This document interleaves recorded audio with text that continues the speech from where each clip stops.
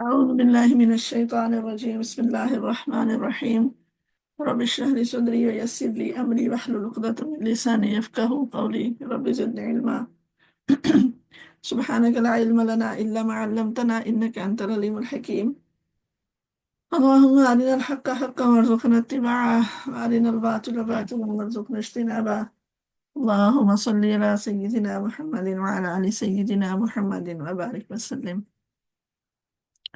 سورة الأحقاف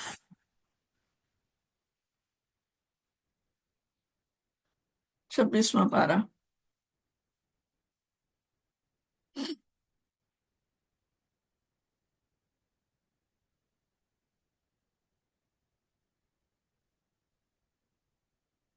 اور اس میں آیت نمبر 21 میں لفظ آیا ہے احقاف، ان انذر قومہ بالاحقاف، تو وہاں سے اس کا نام سورہ احقاف ہے.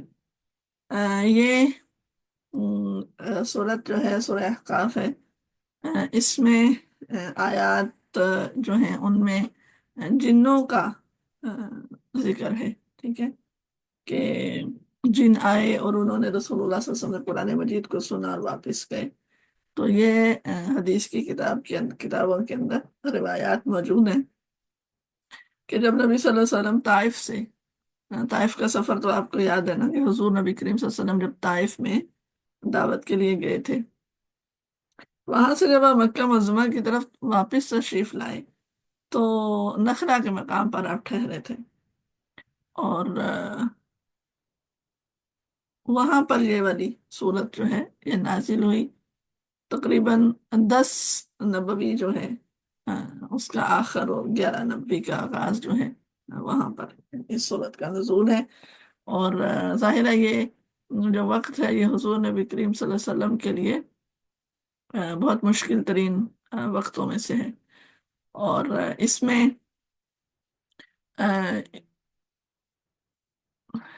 یعنی 10 نبوی کا جو سال ہے نا، ٹھیک ہے، ہجرت سے پہلے کے جو سال ہیں ان میں سے جو 10واں سال ہے وہ حضور نبی کریم صلی اللہ علیہ وسلم کی مبارک حیات طیبہ کا بڑا سخت سال تھا. 3 سال سے قریش کے تمام قبیلوں نے مل کر جو ہے وہ بنی ہاشم کا اور مسلمانوں کا بائیکاٹ کیا ہوا تھا، مقاطعہ کیا ہوا تھا. اور حضور صلی اللہ علیہ وسلم اپنے خاندان اور اپنے ساتھیوں کے ساتھ شیب ابی طالب کے اندر محصور کر دیے گئے تھے. شیب ابی طالب بھی آپ کو پتا ہوگا مکہ معظمہ کا ایک محلے کا نام ہے جس میں بنو ہاشم رہا کرتے تھے. تو اچھا، جہاں پر ابھی آپ لوگ اگر مکہ معظمہ جائیں تو وہاں پر لائبریری ہے جو حضور نبی کریم صلی اللہ علیہ وسلم کی جائے پیدائش کے طور پر معروف ہے. تو یہ شیب ابی طالب جو ہے یہ اسی کے قریب ہی ایک جگہ تھی. ٹھیک ہے، اس کو شیب بنی ہاشم بھی کہتے ہیں اور شیب ابی طالب بھی کہتے ہیں. تو وہاں پر اس کے قریب ہی آس پاس ہی کہیں پر یہ گھاٹی تھی جہاں پر آپ صلی اللہ علیہ وسلم کو آپ کے خاندان کے ساتھ محصور کر دیا گیا تھا اور ناکہ بندی کی ہوئی تھی. تو 3 سال. ٹھیک ہے، اللہ اکبر، بڑے مشکل حالات تھے. اس چیز نے مسلمانوں کی اور بنی ہاشم کی جو کمر ہے اس کو توڑ کے رکھ دیا تھا، اور بڑا سخت وقت تھا. یہاں تک کہ صحابہ کہتے ہیں ہم پتے کھایا کرتے تھے اور ماؤں کے سینوں میں سے دودھ خشک ہو گیا تھا بچوں کو پلانے کے لیے. بڑے مشکل حالات میں یہ آ، گزارا وقت. نبی بھی اسی تکلیف کے اندر تھے. تو یہ محاصرہ جب ٹوٹا تو جو نبی صلی اللہ علیہ وسلم کے چچا ابو طالب تھے ان کی وفات ہو گئی، اور ابھی ان کا تھوڑا ہی وقت گزرا تھا کہ آپ کی رفیق حیات حضرت خدیجہ رضی اللہ تعالی عنہ کا بھی انتقال ہو گیا، جن کی ذات جو ہے وہ آپ صلی اللہ علیہ وسلم کی نبوت کے شروع سے لے کر اس وقت تک ایک سکون اور تسلی کی وجہ تھی نا. تو خیر، یہ جو 10 نبوی کا سال ہے ان میں تکلیفیں تھیں اور مسلسل صدمے تھے جو رسول اللہ صلی اللہ علیہ وسلم کو آ رہے تھے. इस साल को आपने आमुल हुज्न फरमाया, कि गम का साल। अल्लाह अकबर। बहरहाल हज़रत खदीजा और अबू तालिब की वफात के बाद जाहिर है अब कुफार मक्का जो है वो ज्यादा दलेर हो गए। पहले से ज्यादा आपको तंग किया उन्होंने, यहाँ तक कि आपका अपने घर से बाहर निकलना भी मुश्किल हो गया था। तो एक रोज तो कुरैश के जो ओबाश किस्म के लोग थे, बदतमीज किस्म के लोग थे, उन्होंने उनमें से एक ने आप सल्लल्लाहु अलैहि वसल्लम के सर पर मिट्टी भी फेंक दी।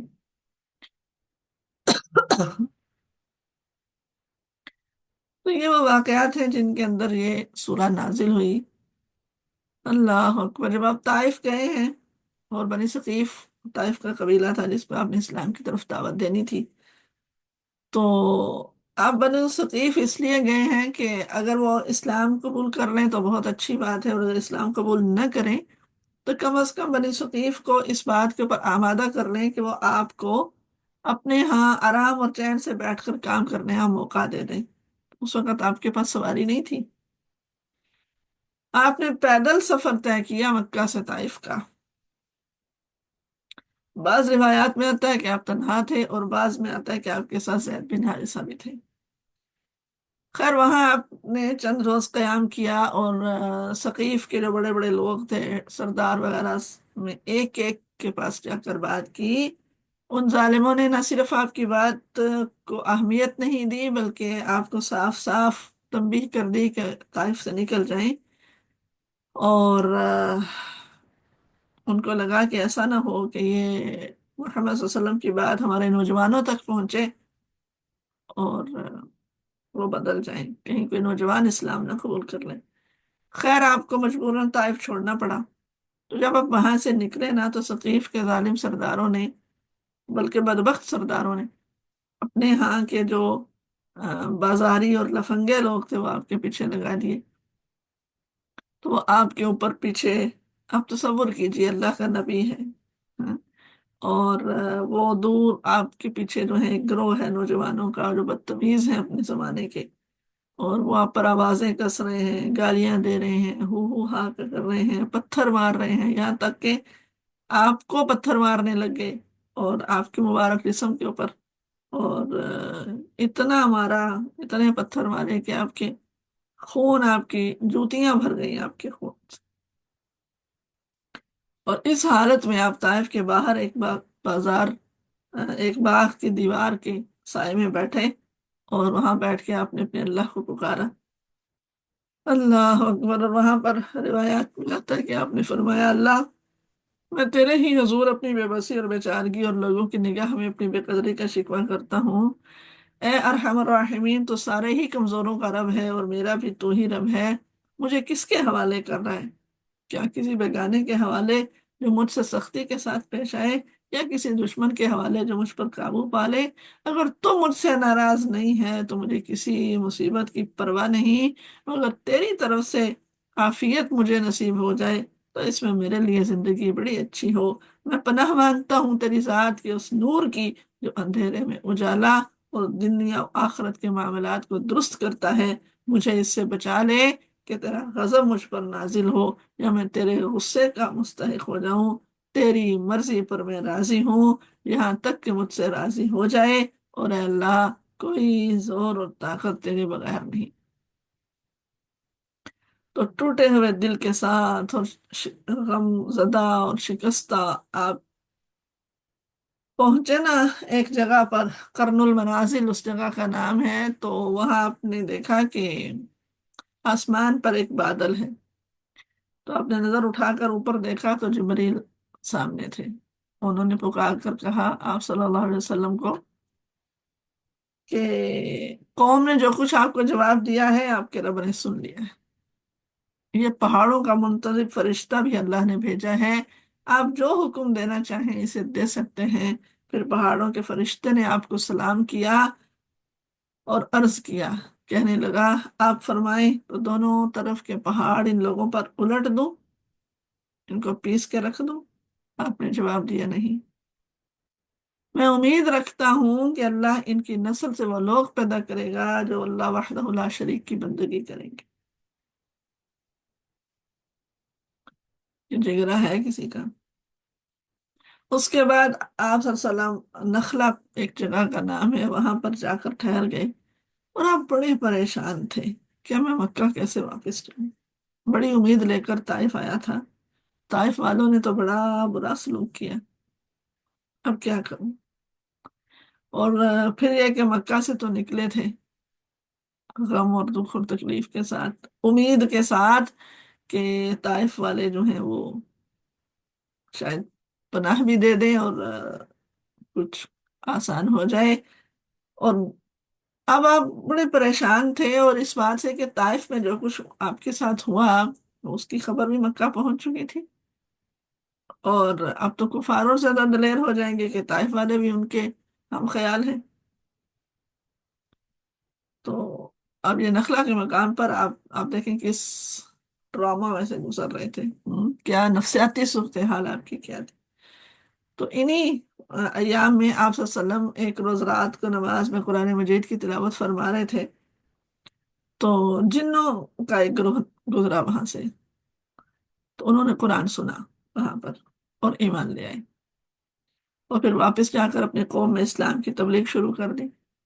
اور اللہ تعالیٰ نے اپنے نبی کو یہ خوشخبری سنائی کہ انسان چاہے آپ کی دعوت سے بھاگ رہے ہیں، مگر بہت سے جن آپ کے عاشق اور گرویدہ ہو گئے ہیں، اور وہ اسے اپنے جنس میں آپ کی دعوت کو پھیلا رہے ہیں۔ تسلی دی۔ تو یہ وہ حالات تھے جن میں یہ صورت نازل ہوئی۔ تو ان حالات کو دیکھتے ہوئے ہم نے اس صورت کو پڑھنا ہے۔ اب آپ کے ذہن میں رہے گا کہ یہ جو صورت کے آیات ہیں یہ اس دور میں نازل ہو رہی ہیں جس کی بیک گراؤنڈ یہ تھی، یہ نقشہ ذہن میں رکھیے گا۔ ہائے اللہ، سبحان اللہ، پتہ نہیں، ہم بڑی آسانیوں میں بڑی عافیتوں میں ہیں، اور تبلیغ کا کام بھی نہیں کر رہے جس طرح کرنا چاہیے، اور لیکن پتہ نہیں پھر بھی اب بڑی تسلی کے اندر ہیں کہ ہم پتہ نہیں۔ اور اللہ کے محبوب ترین نبی کی صورتحال دیکھی، اللہ اکبر۔ تو یہ جو صورت ہے نا، اول سے آخر تک پوری صورت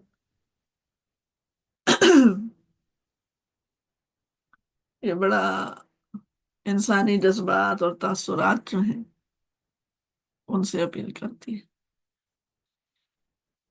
کفار کو یہ صورت ان نتائج سے خبردار کرتی ہے جس میں بڑا اصرار تھا، بڑا غرور اور تکبر تھا، جس کے اوپر وہ جمے میں تھے، اور الٹا ایک ایسی ذات کو ملامت کر رہے تھے جو انہیں ان گمراہیوں سے نکالنے کے لیے محنت کر رہا تھا، اور وہ قرآن کو ماننے کے لیے تیار ہی نہیں تھے کہ اللہ کا کلام ہے۔ ان کی ذہن میں تھا کہ محمد صلی اللہ علیہ وسلم کا جو رسالت کا دعویٰ ہے وہ اس کو بس دنیاوی اعتبار سے جانچ اور پرکھ رہے تھے، اور ان کے نزدیک اسلام کے صحیح نہ ہونے کا سب سے بڑا ثبوت یہ تھا کہ ان کے بڑے بڑے سردار اور ان کی قوم کے بڑے بڑے شیخ اور وہ جو لوگ ہیں نا، پڑھے لکھے لوگ، ایلیٹ طبقہ جو ہے، وہ اس کو قبول نہیں کر رہا، اس لیے اسلام برحق نہیں ہے۔ صرف چند نوجوان ہیں جو غریب لوگ ہیں، چند غلام ہیں جو اس پر ایمان لائے ہیں۔ تو اب یہ تو سچا نہیں ہو سکتا نا، اگر اسلام سچا ہو، ٹھیک ہو، تو ایلیٹ کلاس بھی مانے۔ اس پورے مضمون کے ساتھ اور ان سارے حالات کے اندر یہ سورہ احقاف نازل ہوئی۔ بسم اللہ الرحمن الرحیم۔ حامیم، حروف مقطعات، تنزیل الکتاب من اللہ العزیز الحکیم، یہ کتاب اللہ زبردست اور حکمت والے کی طرف سے نازل کردہ ہے۔ ما خلقنا السماوات والارض وما بینہما الا بالحق واجل مسمى، ہم نے زمین اور آسمان کو اور ان ساری چیزوں کو جو ان کے درمیان ہیں برحق پیدا کیا ہے، اور ایک خاص مدت تک پیدا کیا ہے۔ والذین کفروا عما انذروا معرضون، لیکن جو کافر لوگ ہیں اس حقیقت سے منہ موڑے ہوئے ہیں جن سے انہیں ڈرایا گیا ہے۔ قل ارأیتم ما تدعون من دون اللہ ارونی ماذا خلقوا من الارض ام لهم شرک فی السماوات، اے نبی ان سے کہہ دیجئے، کبھی تم نے آنکھیں کھول کر دیکھا بھی ہے کہ وہ ہستیاں کیا ہیں جنہیں تم خدا کو چھوڑ کر پکارتے ہو؟ ذرا مجھے دکھاؤ تو صحیح، زمین میں انہوں نے کیا پیدا کیا ہے، یا آسمانوں کی تخلیق میں ان کا کوئی حصہ ہے؟ ایتونی بکتاب من قبل ھذا، اس سے پہلے آئی ہوئی کتاب کا کوئی حصہ ہے تمہارے پاس تو لے آؤ، او اثارت من علم ان کنتم صادقین، یا علم کا کوئی حصہ ہے جو ثبوت کے طور پر تمہارے پاس ہو تو لے آؤ اگر تم سچے ہو۔ آخر اس شخص سے زیادہ بہکاوا کون ہو سکتا ہے، ممن يدعو من دون اللہ من لا يستجیب له الى یوم القیامت وهم عن دعائهم غافلون، جو اللہ کو چھوڑ کر ان کو پکارے جو قیامت تک اسے جواب نہیں دے سکتے، بلکہ اس سے بھی بے خبر ہیں کہ پکارنے والے ان کو پکار رہے ہیں۔ اور جب تمام انسان جمع کیے جائیں گے، اللہ اکبر،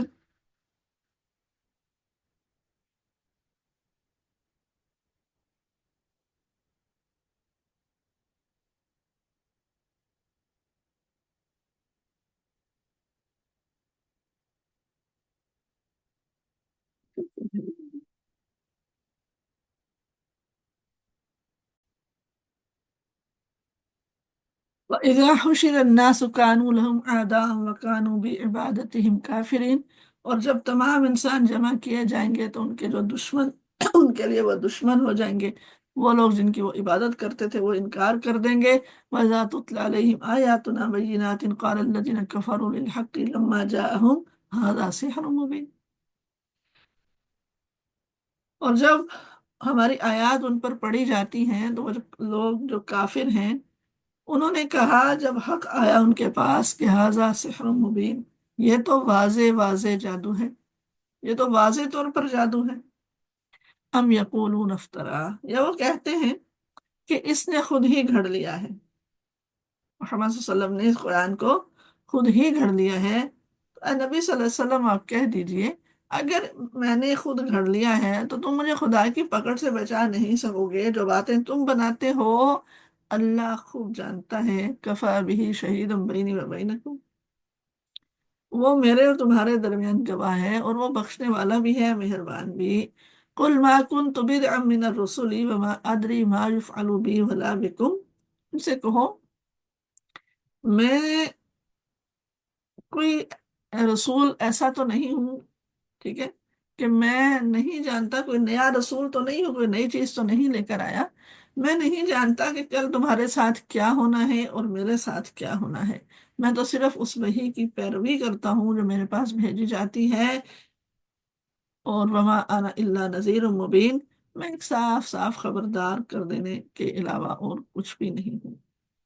تو یہاں سے سمجھ آیا کہ نبی کیا فرما رہے ہیں کہ وما ادری ما یفعل بی ولا بکم، میں نہیں جانتا کہ میرے ساتھ کیا ہوگا تمہارے ساتھ کیا ہوگا، ابھی تو غیب نہیں جانتے نا، ٹھیک ہے۔ اے نبی صلی اللہ علیہ وسلم ان سے کہہ دیجئے کبھی تم نے سوچا ہے کہ اگر یہ کلام جو ہے اللہ ہی کی طرف سے ہو اور تم نے اس کا انکار کر دیا ہو تو پھر تمہارا کیا انجام ہو؟ اور اس جیسے ایک کلام پر تو بنی اسرائیل کا ایک گواہ شہادت بھی دے چکا ہے کہ وہ ایمان لایا واستکبرتم، اور تم اپنے گھمنڈ میں پڑے رہے، ایسے ظالموں کو اللہ ہدایت نہیں دیتا۔ کون سا آدمی تھا؟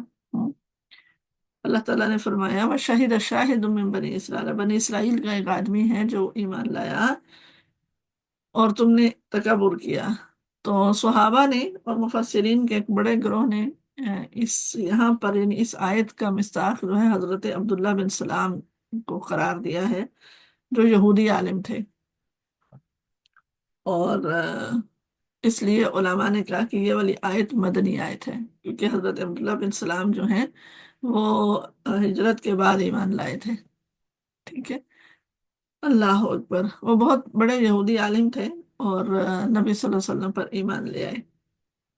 بہرحال کچھ مفسرین نے کہا ہے کہ یہ آیت ان کے بارے میں نہیں ہے لیکن ان کے ایمان لانے کے بارے میں اس کا مضمون وہی ہے۔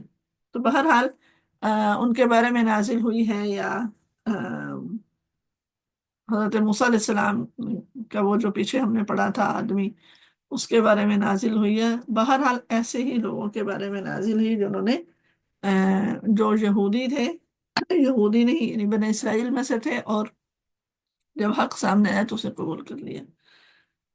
وقال الذين كفروا للذين آمنوا لو كان خيرا ما سبقونا إليه، جن لوگوں نے انکار کیا ہے وہ ایمان لانے والوں کے بارے میں کہتے ہیں کہ اگر اس کتاب کو مان لینا کوئی اچھا کام ہوتا تو یہ لوگ اس معاملے میں ہم سے پہلے ایمان لے آتے۔ وَإِذْ لَمْ يَهْتَدُوا بِهِ فَسَيَقُولُونَ هَذَا إِفْكٌ قَدِيمٌ، کیونکہ وہ ہدایت نہیں پا سکے اس لیے اب ضرور کہیں گے کہ یہ تو پرانا جھوٹ ہے، حالانکہ اس سے پہلے موسیٰ کی کتاب رہنما اور رحمت بن کر آ چکی ہے، اور یہ کتاب اس کی تصدیق کرنے والی ہے اور عربی زبان میں آئی ہے تاکہ ظالموں کو ڈرائے اور نیکیاں کرنے والوں کو بشارت دے دے، خوشخبری دے دے۔ ان الذین قالوا ربنا اللہ، بے شک وہ لوگ جنہوں نے کہا اللہ ہمارا رب ہے، ثم استقاموا، پھر اس پر ڈٹ گئے، پھر اس پر جم گئے، فلا خوف علیہم ولا هم يحزنون، ان کے لیے کوئی خوف نہیں ہے، وہ غمگین نہیں ہوں گے۔ اولئک اصحاب الجنہ، یہی جنتی لوگ ہیں، اس میں ہمیشہ رہیں گے۔ جزاء بما كانوا يعملون، بہترین جزا ہے ان کی اس وجہ سے جو وہ عمل کیا کرتے تھے۔ وَوَصَّيْنَا الْإِنسَانَ بِوَالِدَيْهِ إِحْسَانًا، ہم نے انسان کو ہدایت کی کہ اپنے والدین کے ساتھ نیک سلوک کرو۔ حملته أمه كرها ووضعته كرها، اس کی ماں نے مشقت اٹھا کر اسے اپنے پیٹ میں رکھا، اور مشقت اٹھا کر ہی اس کو پیدا کیا۔ حمله وفصاله 30 شہرا، اور اس کے حمل میں اور دودھ چھڑانے میں 30 مہینے لگ گئے۔ حتی اذا بلغ اشدہ، یہاں تک کہ جب وہ بالغ ہو گیا، جب اپنی طاقت کو پہنچا، وبلغ 40 سنہ، اور 40 سال کا ہو گیا، تو اس نے کہا رب اوزعنی ان اشکر نعمتک التي انعمت علی وعلى والدی وان اعمل صالحا ترضاه واصلح لي في ذریتی انی تبت الیک وانی من المسلمین۔ تو اس آدمی نے کہا اے اللہ، اے میرے رب مجھے توفیق عطا فرما کہ میں تیری نعمتوں کا شکر ادا کروں جو تو نے مجھے اور میرے والدین کو عطا فرمائی، اور ایسا نیک عمل کروں جس سے تو راضی ہو جائے، اور میری اولاد کو بھی نیک بنا کر مجھے سکون دے دے، مجھے سکھ دے دے۔ میں تیری طرف رجوع کرتا ہوں اور میں تیرا فرما بردار ہوں، اور میں انی من المسلمین، فرما بردار لوگوں میں سے ہوں۔ سبحان اللہ، اللہ اکبر کبیرہ۔ ایک یہ دعا ہے، تو اس کے بارے میں علماء نے بہت بات کی ہے، ٹھیک ہے، اور کہ انسان جب 40 سال کا ہو جائے اس کے بعد یہ دعا اس کو اس کی زندگی کا حصہ ہونی چاہیے، ٹھیک ہے، پہلے بھی ہو سکتی ہے، کوئی منع نہیں ہے، لیکن اللہ تعالیٰ کہتے ہیں کہ جب انسان 40 سال کا ہو جائے تو پھر اس کو چاہیے کہ وہ یہ دعا مانگے۔ تو آپ سب کو یاد ہے یہ والی دعا؟ اگر یاد نہیں ہے تو اس کو یاد کر لیجئے، یہ آپ کا سمجھ لیجئے سبق ہے۔ جس کو یاد ہے وہ بھی آج کلاس کے بعد سنا لے، جس کو یاد نہیں ہے وہ یاد کر کے تو کل سنا لے، ٹھیک ہے۔ ربی اوزعنی ان اشکر نعمتک التي انعمت علی وعلى والدی ونعمل صالحا ترضاه واصلح لي في ذریتی انی تبت الیک وانی من المسلمین، اور درست تلفظ کے ساتھ یاد کریں اور ترجمے کے ساتھ یاد کریں۔ تو اللہ تعالیٰ فرماتے ہیں کہ اس طرح کے جو لوگ ہیں نا، جو ایسی دعائیں مانگتے ہیں، ٹھیک ہے، کیا دعا مانگ رہی ہے؟ اللہ ایسا عمل کروں جس سے تو راضی ہو جائے، ہیں کہ ایسے نیک عمل کی توفیق دے کہ جو اپنی ظاہری صورت میں بھی ٹھیک ٹھیک تیرے قانون کے مطابق ہو، اور حقیقت میں بھی تیرے ہاں قبول ہو جائے، ٹھیک ہے۔ ایک عمل اگر دنیا والوں کے نزدیک تو بڑا اچھا ہے، مگر اللہ کے قانون میں اس کی پیروی نہیں کی گئی، تو دنیا کے لوگ چاہے اس پر کتنی ہی تعریفیں کریں، کتنے ہی سرٹیفکیٹ دے دیں، کتنی ہی کندھے تھپ تھپا دیں، اگر وہ اللہ کے ہاں کسی داد کا، کسی تعریف کا مستحق نہیں ہے تو کوئی فائدہ نہیں۔ اور ایک دوسری بات اس کے بالکل برعکس دیکھیں کہ ایک عمل ٹھیک ٹھیک شریعت کے مطابق ہوتا ہے، اور اس کی شکل میں کوئی کمی نہیں ہوتی، ٹھیک ہے، بظاہر بالکل وہ نظر سامنے آ رہا ہے، ٹھیک ہے، ارینجمنٹ بالکل شریعت کے مطابق ہے، لیکن نیت خراب ہے، ریا ہے، خود پسندی ہے، ٹھیک ہے، واہ واہ کی کا شوق ہے، یا یہ ہے کہ ہم تو بڑے نیک ہیں، ہم تو یہ کرتے ہیں، لوگ تو بالکل دین پر عمل نہیں کرتے، ہم تو کر رہے ہیں، لوگ تو یہ کرتے ہیں، لوگ تو وہ کرتے ہیں، ہم تو نہیں کرتے۔ یہ سوچ اور فکر ہے کہ ہم تو بڑا دین پر عمل کر رہے ہیں، یا ہم تو یہ کر رہے ہیں، ہم تو پھر بھی وہ اندر سے کھوکھلا کر دیتا ہے ان اعمال کو جو سامنے سے بالکل شریعت کے مطابق ہے، لیکن اگر پیچھے نیت کھوکھلی ہے، دنیا طلبی ہے، فخر و غرور ہے، یا اپنے آپ کو بڑا سمجھنا ہے، تو وہ عمل بھی اس قابل نہیں رہتا کہ اللہ کے ہاں قبول کیا جائے۔ تو بڑے دھیان سے اپنے اعمال کو کرنے کی ضرورت ہے، نیتیں بنا بنا کر اپنی نیتوں کو ہر وقت بنانے کی ضرورت ہے، ہر وقت، کہ کہیں میرا کوئی عمل اس وجہ سے تو نہیں میں کر رہی کہ بس مجھے کرنا، یہ کیا بات ہوئی، مجھے کیوں کرنا ہے میرے اوپر واضح ہونا چاہیے۔ تو اللہ تعالیٰ کہتے ہیں کہ اس طرح کے جو لوگ ہیں نا، جو یہ والی دعا کرتے ہیں اور اس کا مصداق بنتے ہیں، یہ لوگ ہیں نتقبل عنہم احسن ما عملوا، سبحان اللہ، کہ اللہ تعالیٰ کہتے ہیں کہ اس طرح کے لوگوں سے ہم ان کے اچھے اچھے اعمال کو قبول کرتے ہیں، وَنَتَجَاوَزُ عَنْ سَيِّئَاتِهِمْ، اور ان کی برائیوں سے ہم درگزر کر جاتے ہیں، یعنی جو بہتر سے بہتر عمل کیا ہے انہوں نے، آخرت میں اس کا اسی لحاظ سے درجہ مقرر کیا جائے گا، اور جان بوجھ کر غلطیاں نہیں کی، بشری کمزوریوں کی وجہ سے، لا علمی کی وجہ سے اگر کچھ لغزش کمزوری ہو گئی تو اس پر گرفت نہیں کی جائے گی۔ تو ایسے لوگ جو ہیں وہ جنت میں ہوں گے، وعد الصدق الذی کانوا یوعدون، اس سچے وعدے کے مطابق جو ان سے کیا جاتا رہا، والذی، اور وہ شخص، قال لوالدیہ، جس نے اپنے والدین سے کہا، اف لکما، اف لکما، اپنے والدین سے کہا، اف، تنگ کر دیا تم نے، کیا تم مجھے یہ خوف دلاتی ہو کہ میں مرنے کے بعد پھر قبر سے نکالا جاؤں گا؟ وقد خلت القرون من قبلی، حالانکہ مجھ سے پہلے بہت سی نسلیں گزر چکی ہیں، وہما یستغیثان اللہ ویلک آمن، اور ماں باپ استغاثہ کرتے رہے، یعنی ماں باپ اللہ کی واسطے دیتے رہے، اللہ کی دہائیاں دیتے رہے، اللہ کے واسطے دے دے کر کہتے رہے، وَإِلَكَ آمِن، اور اے بد نصیب، ایمان لے آ، سیدھے راستے پر آ جا، ان وعد اللہ حق، اللہ کا وعدہ سچا ہے۔ اور بچہ کیا کہتا ہے آگے سے، مَا هَذَا إِلَّا أَسَاطِيرُ الْأَوَّلِينَ، کچھ نہیں ہے، پچھلے وقتوں کی فرسودہ کہانیاں ہیں۔ آج آج دیکھیں، ذرا اپلائی کریں اس کو اپنے اپنے اوپر ہم،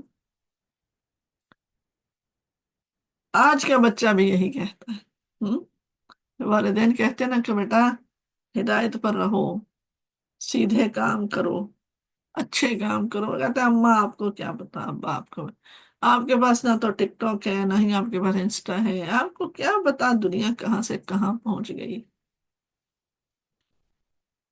میں نے تو فلانے عالم کو بھی سنا ہے اور فلانے عالم کو بھی سنا ہے اور فلانے کی وہ کلپ دیکھا، اور فلانے، آپ کو نہیں پتا یہ بات اب ٹھیک ہو گئی ہے، پہلے ہوتی ہوگی آپ کے زمانے میں غلط، اب آپ کی وہ زمانے گئے اماں، اساطیر الاولین بن گئی آپ کے وہ پڑھنے پڑھانے کے نظام سارے، اب اسلام ماڈریٹ ہو گیا ہے، ایسے تھوڑی اسلام پھیلتا ہے جیسے آپ لوگ پھیلاتے ہیں،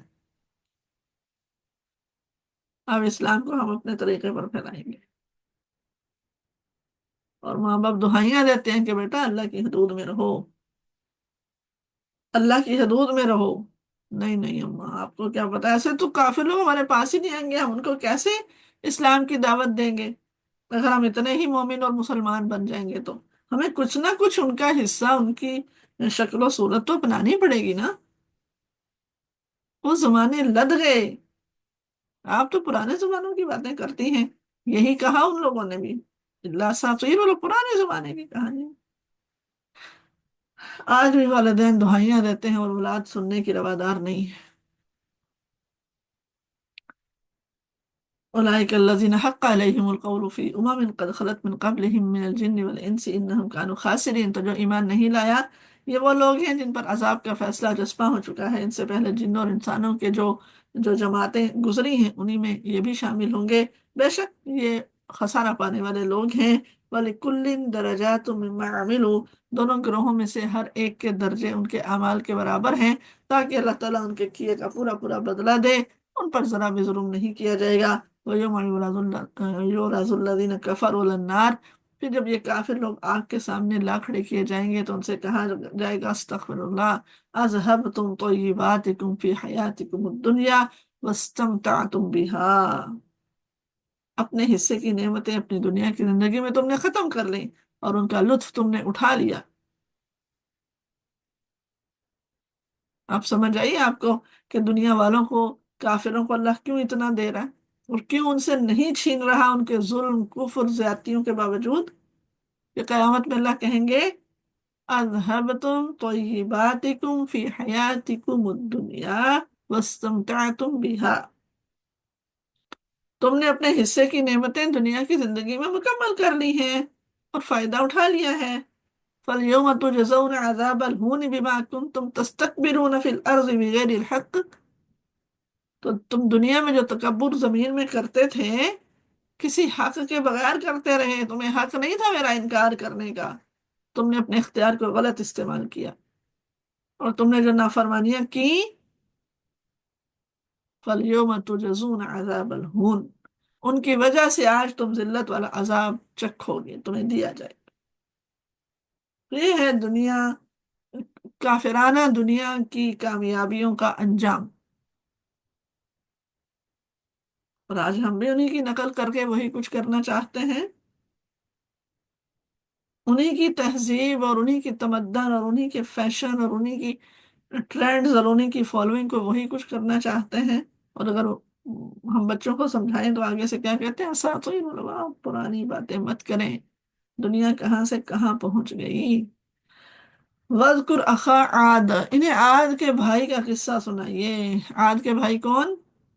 قوم عاد پر حضرت ہود کو بھیجا گیا۔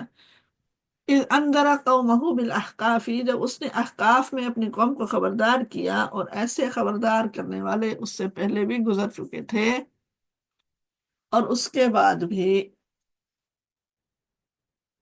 احقاف ایک علاقہ ہے، ٹھیک ہے، اور یہ عمان ہے نا ملک، وہاں سے یمن تک پھیلا ہوا ہے، تو ان کا جو قوم عاد ہے ان کا وطن جو ہے وہ احقاف تھا، تو وہ پھر وہاں سے نکل کر دوسرے ملکوں میں پھیلے اور کمزور لوگوں کے اوپر انہوں نے بڑی جو ہے وہ چھا گئے ان لوگوں کے اوپر۔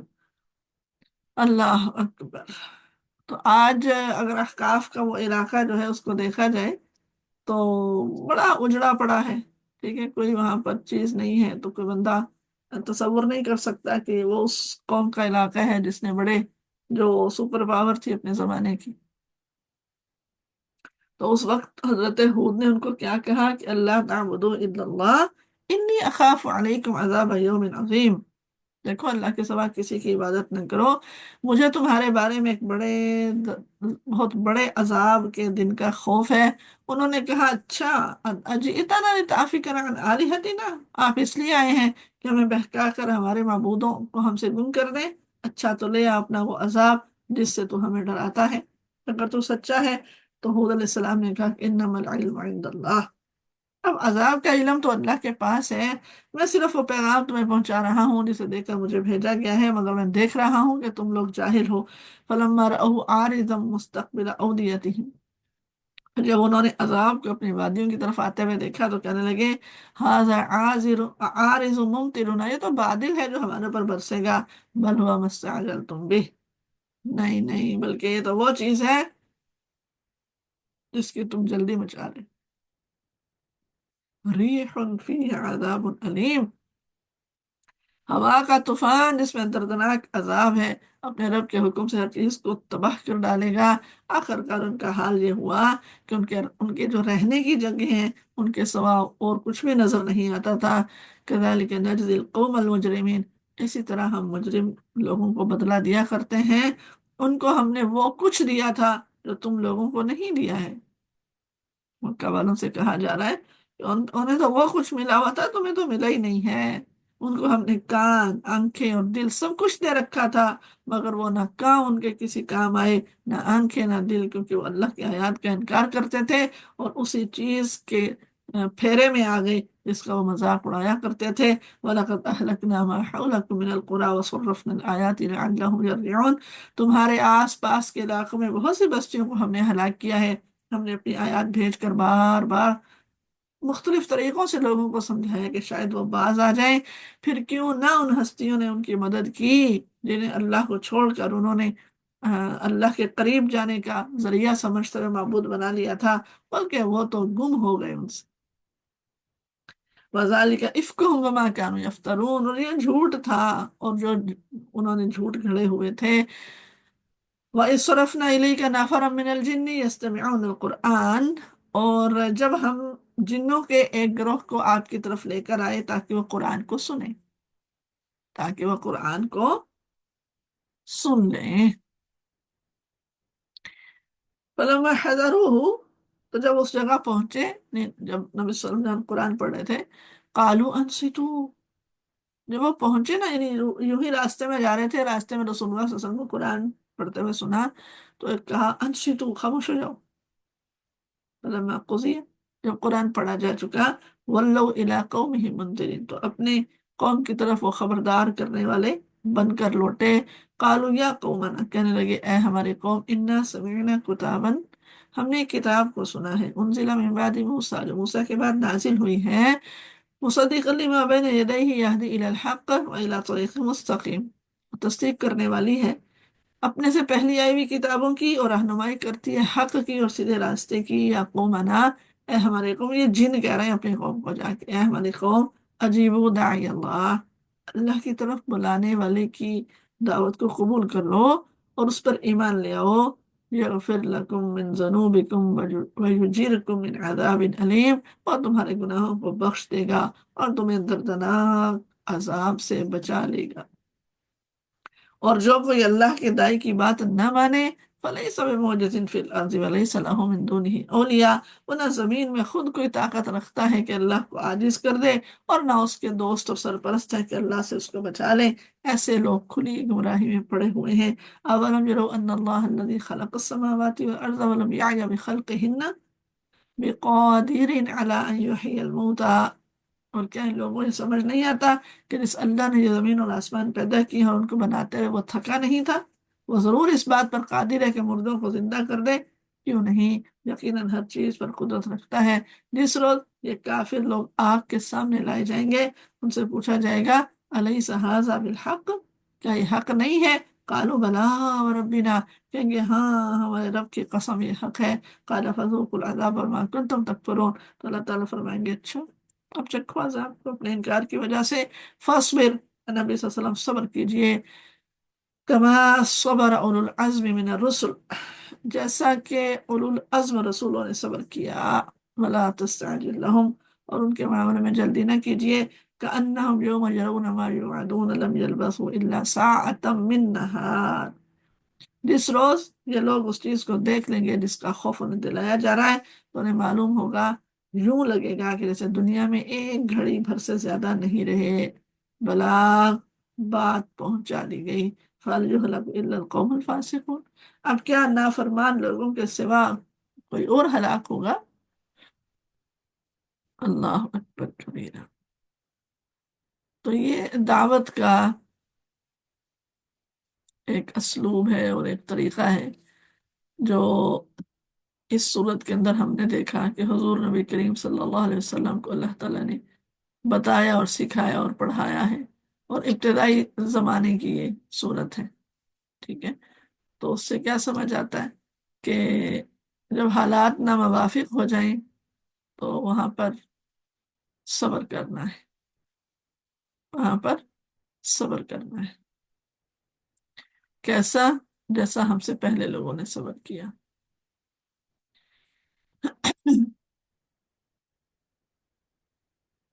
سورہ محمد۔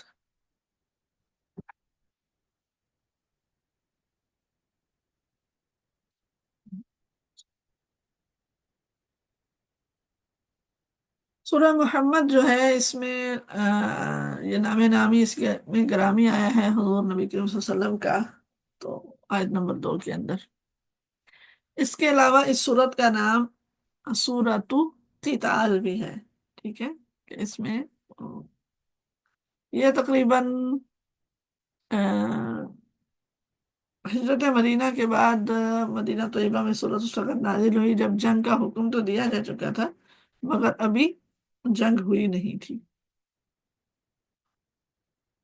اللہ اکبر۔ تو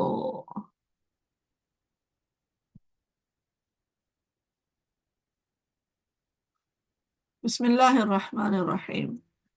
الذین کفروا وصدوا عن سبیل اللہ اضل اعمالهم، جن لوگوں نے کفر کیا ہے اور اللہ کے راستے سے روکا ہے، اللہ نے ان کے اعمال کو ضائع کر دیا، اللہ نے ان کے اعمال کو ضائع کر دیا۔ اللہ کے راستے سے روکنا، الذین کفروا، وہ لوگ جنہوں نے کفر کیا، وصدوا عن سبیل اللہ، صد کس کو کہتے ہیں؟ دو معنی ہے، ٹھیک ہے، خود اللہ کے راستے پر آنے سے باز رہنا اور دوسروں کو روکنا، ٹھیک ہے، صد کے دونوں معنی ہیں، لازم اور متعدی کے اندر جب یہ آتا ہے تو لازم ہوگا تو معنی ہے کہ خود اللہ کے راستے پر آنے سے روکا، اور متعدی ہوگا تو معنی ہے کہ دوسروں کو بھی آنے سے روکا۔ اب دوسروں کو جب اللہ کے راستے سے روکا ہے تو اس کی بہت ساری صورتیں ہو سکتی ہیں۔ ایک تو یہ ہے کہ آدمی زبردستی کسی کو ایمان لانے سے روک دے، بھئی تم نے ایمان نہیں، زبردستی، بزور۔ دوسرا یہ ہے کہ ایمان لانے والوں پر اور ان اس کی روکنے کی وجہ سے وہ لوگ ایمان لانے سے تو نہ رکیں، مگر ایسا ظلم کرے کہ ان کے لیے ایمان پر قائم رہنا مشکل ہو جائے۔ اور ایک صورت یہ بھی ہو سکتی ہے کہ وہ مختلف طریقوں سے، ٹھیک ہے، ایمان اور اہل ایمان کے خلاف لوگوں کو ورغلائے اور ان ایسے ایسے وسوسے ڈالے کہ جس سے لوگ دین سے بدگمان ہو جائیں، ٹھیک ہے۔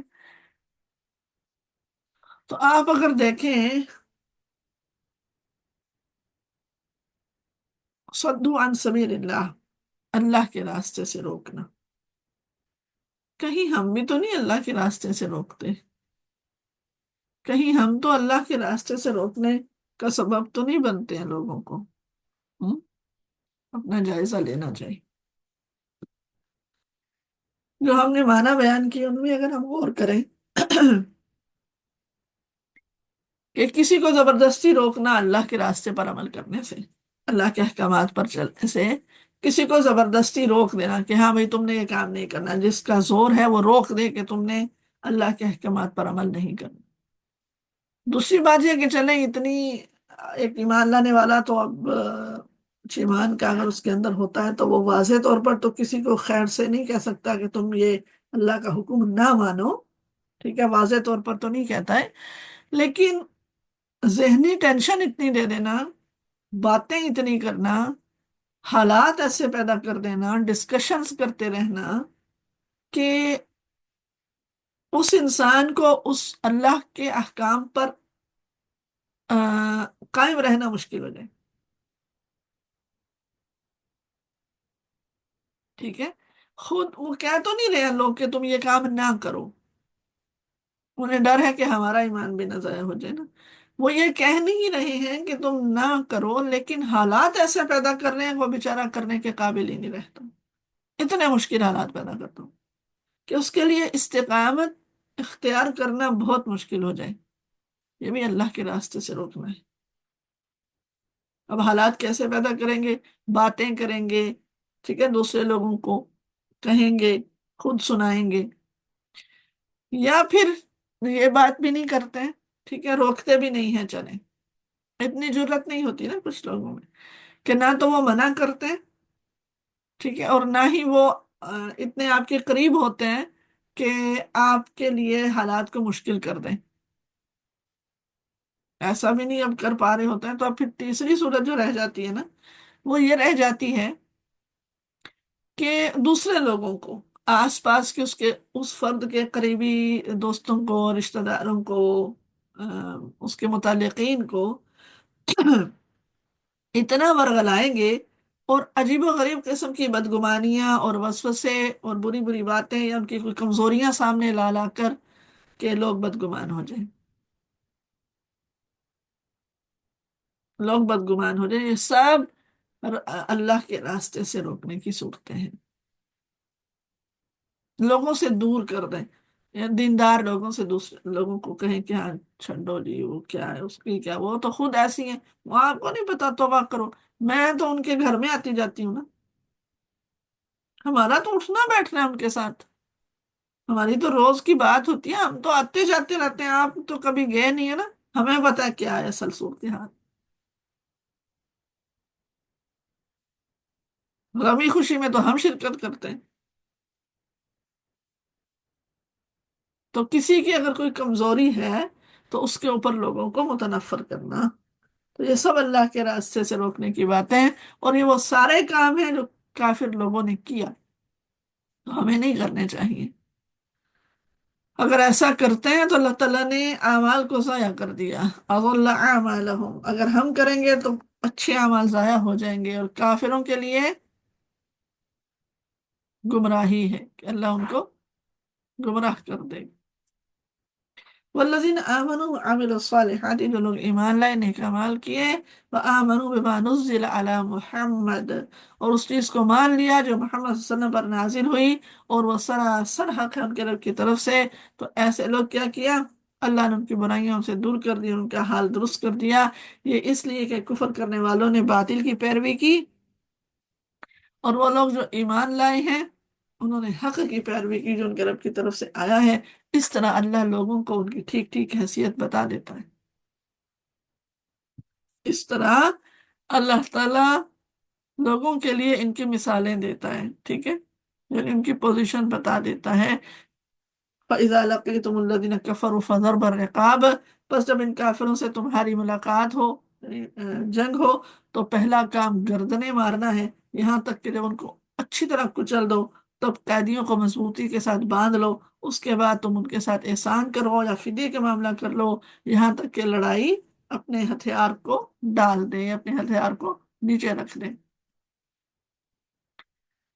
اللہ اکبر، ذالک، یہ تمہارے کرنے کا کام ہے، وَلَوْ شَاءَ اللَّهُ، اور اگر اللہ تعالیٰ چاہتا تو لن تصر منہم، خود ہی ان سے نمٹ لیتا، وَلَٰكِن لِيَبْلُوَ بَعْضَكُم بِبَعْضٍ، لیکن اس نے یہ طریقہ اس لیے اختیار کیا ہے کہ تم لوگوں کو ایک دوسرے کے ذریعے سے آزمائے، وَالَّذِينَ قُتِلُوا فِي سَبِيلِ اللَّهِ، اور وہ لوگ جو اللہ کی راہ میں مارے جائیں گے، فَلَن يُضِلَّ أَعْمَالَهُمْ، اللہ ان کے اعمال کو ضائع نہیں کرے گا، سبحان اللہ، سَيَهْدِيهِمْ وَيُصْلِحُ بَالَهُمْ، ان کی رہنمائی کرے گا، ان کا حال درست کر دے گا، اور ان کو اس جنت میں داخل کرے گا، عَرَّفَهَا لَهُمْ، جس کا تعارف ان کو دے چکا ہے، اے لوگوں جو ایمان لائے ہو، ان تنصر اللہ، اگر تم اللہ کی مدد کرو گے، ینصرکم، تو وہ تمہاری مدد کرے گا، ویثبت اقدامکم، اور تمہارے قدم مضبوطی کے ساتھ جما دے گا۔ اللہ کی مدد کرنا کیا ہے؟ کہ اللہ کے احکامات کو نافذ کرنے کے لیے، اس کے کلمے کو بلند کرنے کے لیے جان اور مال سے جہاد کرنا، جو جس پوزیشن میں ہے اس طرح سے اس جہاد کو اس کو کرنا چاہیے۔ رہے وہ لوگ جنہوں نے کفر کیا ہے تو ان کے لیے ہلاکت ہے، اور اللہ نے ان کے اعمال کو بھٹکا دیا ہے، کیونکہ انہوں نے اس چیز کو ناپسند کیا جسے اللہ نے نازل کیا ہے، لہٰذا اللہ نے ان کے اعمال کو ضائع کر دیا۔ اللہ نے جس چیز کو نازل کیا ہے پسندیدہ بنا کر، اس کو ناپسند کرنا، کریہو ما انزل اللہ، اس کو ناپسند کرنا، تو پھر کیا ہوتا ہے بھائی، احبط، اللہ اعمال ضائع کر دیا کرتے ہیں۔ اللہ تعالیٰ اعمال کو پھر ضائع کر دیا کرتے ہیں، بڑی خطرناک تنبیہ ہے کہ وہ لوگ جنہوں نے اپنی پرانی جاہلیت اور پرانے رسم و رواج اور جاہلانہ کام اور اخلاقی بگاڑ اور ان چیزوں کو ترجیح دی اور اس تعلیم کو پسند نہیں کیا جو اللہ نے ان کو سیدھا راستہ بتانے کے لیے نازل کی تھی، تو اعمال ضائع ہو جایا کرتے ہیں۔ افلم یسیروا فی الارض فانظروا کیف کان عاقبۃ الذین من قبلہم، کیا وہ زمین میں چلے پھرے نہیں تھے کہ ان لوگوں کا انجام دیکھتے جو ان سے پہلے گزر چکے ہیں؟ اللہ نے ان کا سب کچھ ان پر الٹ دیا، اور ایسے ہی نتائج ان کافروں کے لیے بھی مقدر ہیں۔ یہ اس لیے کہ ایمان لانے والوں کا حامی و ناصر اللہ ہے، اور کافروں کا کوئی مولا نہیں ہے۔ ان اللہ یدخل الذین آمنوا وعملوا الصالحات، بے شک اللہ تعالیٰ داخل کرے گا ایمان لانے والوں کو اور نیک عمل کرنے والوں کو باغات کے اندر جن کے نیچے نہریں بہتی ہیں۔ والذین کفروا یتمتعون ویأکلون کما تأکل الانعام والنار مثوی لہم، اور جو کافر لوگ ہیں دنیا کی بس چند روزہ زندگی کے مزے لوٹ رہے ہیں، جانوروں کی طرح کھا پی رہے ہیں، اور ان کا آخری ٹھکانہ جہنم ہے۔ اے نبی صلی اللہ علیہ وسلم، کتنی ہی بستیاں ایسی گزر چکی ہیں جو بڑی اس مکہ کی بستی سے زیادہ زوراور تھی، جس نے آپ کو نکال دیا ہے۔ ایسی بہت سی بستیاں تھیں، انہیں ہم نے اس طرح ہلاک کیا کہ کوئی بچانے والا نہیں تھا۔ بھلا کہیں ایسا ہو سکتا ہے کہ جو اپنے رب کی طرف سے واضح ہدایت پر ہو وہ ان لوگوں کی طرح ہو جائے جن کے لیے ان کا برا عمل خوشنما بنا دیا گیا ہے اور وہ اپنی خواہشات کے پیروکار بن گئے ہیں؟ یعنی یہ کیسے ہو سکتا ہے کہ پیغمبر اور اس کے ماننے والوں کو جب اللہ کی طرف سے ایک صاف اور سیدھا راستہ مل گیا ہو اور وہ پوری روشنی میں اس پر قائم بھی ہو چکے ہوں، تو وہ اب ان لوگوں کے ساتھ کیسے چل سکتے ہیں جو پرانی جاہلیت کے ساتھ چمٹے ہوئے ہیں اور اپنی ضلالتوں کو اور اپنی بدکرداریوں کو اچھا سمجھ رہے ہیں، اور اس کے لیے بھی کوئی دلیل نہیں ہے بلکہ خواہشات کی بنا پر فیصلے کرتے ہیں کہ حق کیا اور باطل کیا ہے؟ تو دنیا میں بھی ان دونوں گروہوں کی زندگی ایک جیسی نہیں ہو سکتی، اور آخر میں بھی انجام یکساں نہیں ہو سکتا۔ یہی ہمارے لیے بھی ہے۔ عمومی مفہوم اگر اس کا ہم نکالیں آیت مبارکہ کا، تو یہ ایسا آدمی جو جس کو حق مل گیا، جس کو سمجھ آ گئی، جس کے اوپر حق واضح ہو گیا، وہ بھی وہی کام کرے جو وہ لوگ کر رہے ہیں جن کا عمل خوشنما بنا دیا گیا ہے، تو ایسا نہیں ہو سکتا۔ دونوں کیا سوچ ہی بدل گئی۔ خواہشات کی پیروی کرنے والے لوگ اور اللہ کی مان کر چلنے والے لوگوں کے اعمال میں تو بڑا فرق ہوتا۔ تو جو اللہ کی مان کر چلنے والے لوگ ہیں، اللہ تعالیٰ کہتے ہیں ان کی شان یہ ہے کہ مثل الجنت التی وعد المتقون، پرہیزگاروں کے لیے، متقین لوگوں کے لیے جس جنت کا وعدہ کیا گیا ہے، اس کی شان تو یہ ہے کہ اس میں نہریں بہ رہی ہوں گی، اللہ اکبر، من ماء غیر آسن۔ آسن وہ پانی ہوتا ہے جس کا مزہ اور رنگ بدلا ہوا ہو، ٹھیک ہے، اور جس میں کوئی بو پیدا ہو گئی ہو، مٹی مل گئی ہو، گدلا گدلا پانی، ٹھیک ہے۔ تو قرآن مجید نے کہا کہ جو جنت کی نہریں ہم من ماء غیر آسن ہوں گی، صاف ستھری نتھرے ہوئے پانی کی نہریں، وَأَنْهَارٌ مِّن لَبَنٍ لَمْ يَتَغَيَّرْ طَعْمُهُ،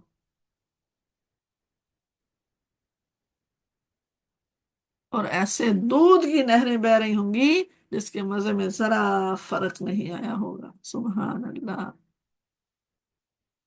اوہو، جانوروں کے تھنوں سے نکلا ہوا دودھ نہیں آئے گا، یہ دودھ چشموں کی شکل میں زمین سے نکلے گا اور نہروں کی شکل میں اس کو بہا دیا جائے۔ اللہ اکبر، اس کے مزے میں کوئی فرق نہیں ہوگا، خالص اور تازہ دودھ۔ وَأَنْهَارٌ مِّنْ خَمْرٍ لَذَّةٍ لِّلشَّارِبِينَ، اور نہریں بہ رہی ہوں گی ایسی شراب کی جو پینے والوں کے لیے بہت مزیدار ہوگی، بہت مزیدار ہوگی۔ یہ وہ دنیا کی شرابوں کی طرح گلی سڑی اور ایسے نہیں کشید کی گئی ہوگی، بلکہ اللہ تعالیٰ اس کو بھی چشموں کی شکل میں پیدا کریں گے اور نہروں کی شکل میں بہا دیں گے، اور پھر اس کی تعریف قرآن بار بار کرتا ہے کہ پینے والوں کے لیے مزیدار ہوگی اور مت نہیں مارے گی۔ کہ وہ دنیا کی جو شراب ہے مزیدار تو نہیں ہوتی نا، یہ جو لوگ شراب پیتے ہیں یہ مزیدار نہیں ہوتی، بہت کڑوی ہوتی ہے، ٹھیک ہے، اور بدبودار ہوتی ہے، لیکن جو جنت کی شراب ہے وہ سورہ صافات میں ہم نے پڑھا تھا نا کہ اس میں جسم میں کوئی نقصان نہیں ہوگا، عقل خراب نہیں ہوگی انسان کا، آدمی بہکے گا نہیں، اس کو نشہ آور نہیں ہوگی، مزیدار مشروب ہوگا۔ اللہ اکبر، وانہار من عسل مصفا، اور نہریں بہ رہی ہوں گی صاف شفاف شہد کی، شہد کی نہریں، اور یہ بھی چشموں سے نکلے گی شہد اور نہروں میں بہے گی، اللہ اکبر، خالص شہد ہوگی۔ وَلَهُمْ فِيهَا مِنْ كُلِّ ثَمَرَاتِ، اور ان کے لیے وہاں ہر طرح کے پھل ہوں گے، وَمَغْفِرَةٌ مِنْ رَبِّهِمْ، اور ان کے رب کی طرف سے بخشش ہوگی۔ کس کے لیے ہوگی؟ یہ ساری ایک نہر ادھر سے چل رہی ہے، واجی واہ شہد کی نہر ہے، او ادھر دیکھو دودھ کی نہر ہے، ادھر دیکھو شراب کی نہر ہے، ادھر دیکھو صاف ستھرے نتھرے ہوئے پانی کی نہر ہے، ادھر ہیں پھل ہی پھل ہیں، اور ادھر رب کریم کی خوشنودی ہے، ڈر ہی نہیں کہ رب ناراض ہو جائے گا۔ ہاں، یہ اتنا سکون اور اطمینان والا ماحول کس کو ملے گا؟ کس کو ملے گا؟ جس نے اس دنیا کے اندر خواہشات نفس کو مار کر اللہ ایمان کر چلا ہوگا، اور مجاہدہ کیا ہوگا، جہاد، اور جس نے محنت کی ہوگی، ڈٹ جایا گیا ہوگا ہر اس بندے اور ہر اس نظام کے آگے جو اللہ کو کی مان کر نہیں چلنے۔ تو اللہ تعالیٰ کہتے ہیں کہ ایسا بندہ کمن ہوا خالد فی النار، ان لوگوں کی طرح ہو سکتا ہے جو ہمیشہ جہنم میں رہیں گے، اور جنہیں ایسا گرم پانی پلایا جائے گا جو ان کی آنتیں کاٹ کے رکھ دے گا۔ وَمِنْهُمْ مَنْ يَسْتَمِعُ إِلَيْكَ، اور لوگوں میں سے کچھ ایسے ہیں جو آپ کی بات کان لگا کر سنتے ہیں، حَتَّى إِذَا خَرَجُوا مِنْ عِنْدِكَ، اور جب آپ کے پاس سے نکلتے ہیں، قَالُوا لِلَّذِينَ أُوتُوا الْعِلْمَ، تو جنہیں علم دیا گیا ہے ان لوگوں سے کہتے ہیں، ان سے پوچھتے ہیں، ماذا قال آنفا، کیا کہا تھا ابھی انہوں نے؟ ہمیں اپنا رویہ اپنے آپ کو دیکھنا چاہیے، ہاں یہ پتہ نہیں کیا کہا تھا، کیا کہا تھا انہوں نے، کیونکہ سننے کی تو نیت سے آئے نہیں تھے نا۔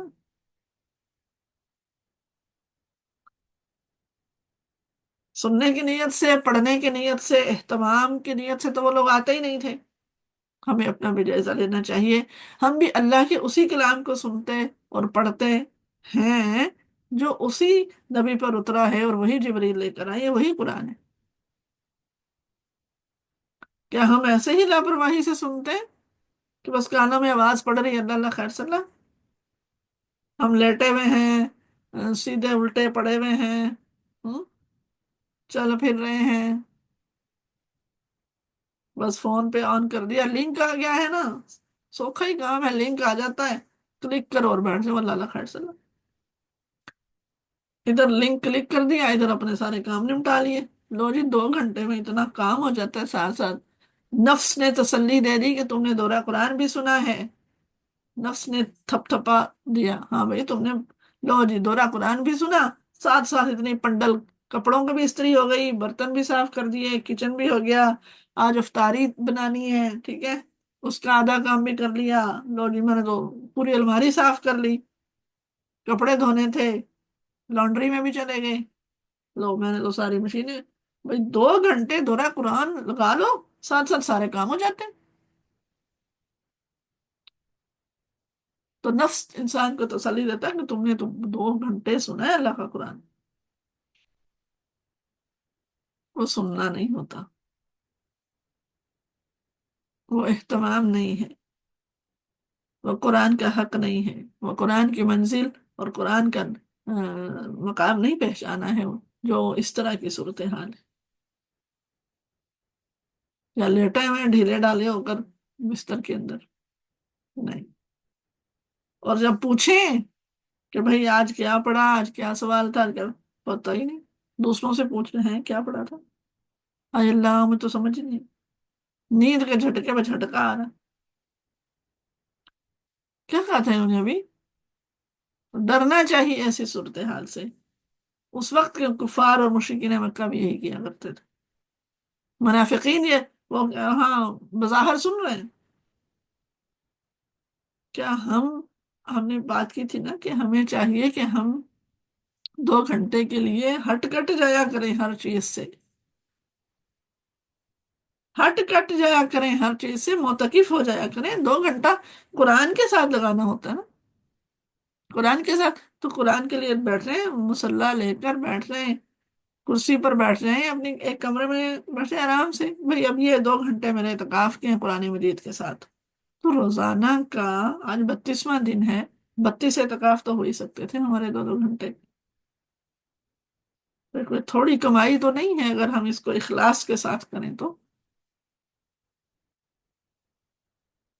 باوضو ہوں، قرآن مجید کو سامنے کھول کر بیٹھیں، اہتمام کے ساتھ بیٹھیں. اور اس وقت کوئی اور کسی کو بھائی 2 گھنٹے ہمارے تو ہیں. اور شروع میں بہنوں نے بتایا بھی تھا کہ کتنا انہوں نے اہتمام کیا ہے، اور کیسے وہ کہتے ہیں کہ ان 2 گھنٹوں میں ہم نے بتا دیا اپنی اولادوں کو اور اپنے کہ بس نہیں، ان 2 گھنٹوں میں آپ کے کوئی رپلائی نہیں آئے گا، نہ کوئی ہمارے گھر آئے نہ ہم نے کہیں جانا، نہ کوئی مجھے فون کرے. اور وہ کرے گا کوئی تو نہیں. ہاں ایمرجنسی ایک الگ چیز ہے.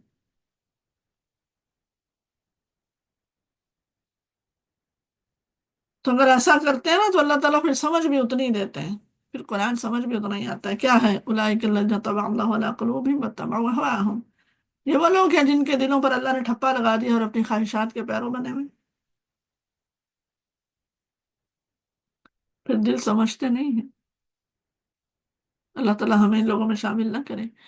رہے وہ لوگ جنہوں نے ہدایت پائی اور اللہ ان کو اور زیادہ ہدایت دیتا ہے اور انہیں ان کے حصے کا تقویٰ بھی عطا فرما دیتا ہے. سبحان اللہ. اب کیا یہ لوگ بس قیامت ہی کے منتظر ہیں کہ وہ اچانک ان پر آ جائے؟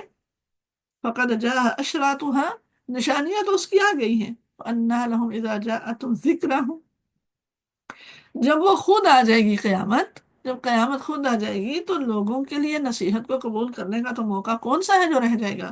بس نبی صلی اللہ علیہ وسلم آپ جان لیجئے انہ لا الہ الا اللہ، اللہ کے سوا کوئی معبود نہیں ہے.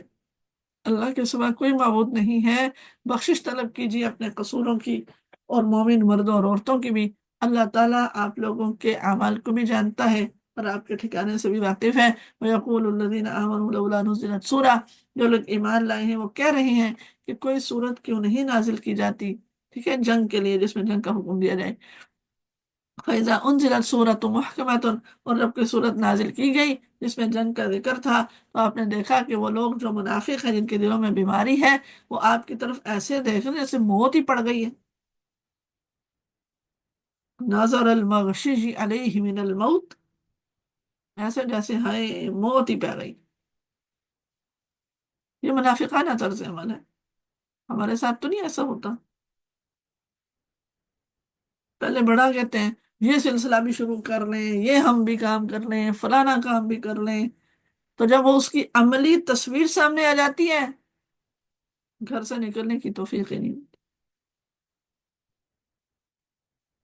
بات کرنے کی ہمت ہی. پھر ایسے ہائے جیسے بہت بڑا کوئی نہ مہم آ گئی سر پہ، اب کیسے وقت نکالیں. ہم نے فلانے موقع کو ایسے ہی شرن کرنا ہے، جب موقع آیا ویسے جیسے موت ہی پڑ گئی. ہمارا جہاد تو یہی ہے نا عزیز بہنوں، ہم نے کوئی میدان جنگ میں تو جانا نہیں. نفس کا جہاد ہے اور آس پاس کا جہاد.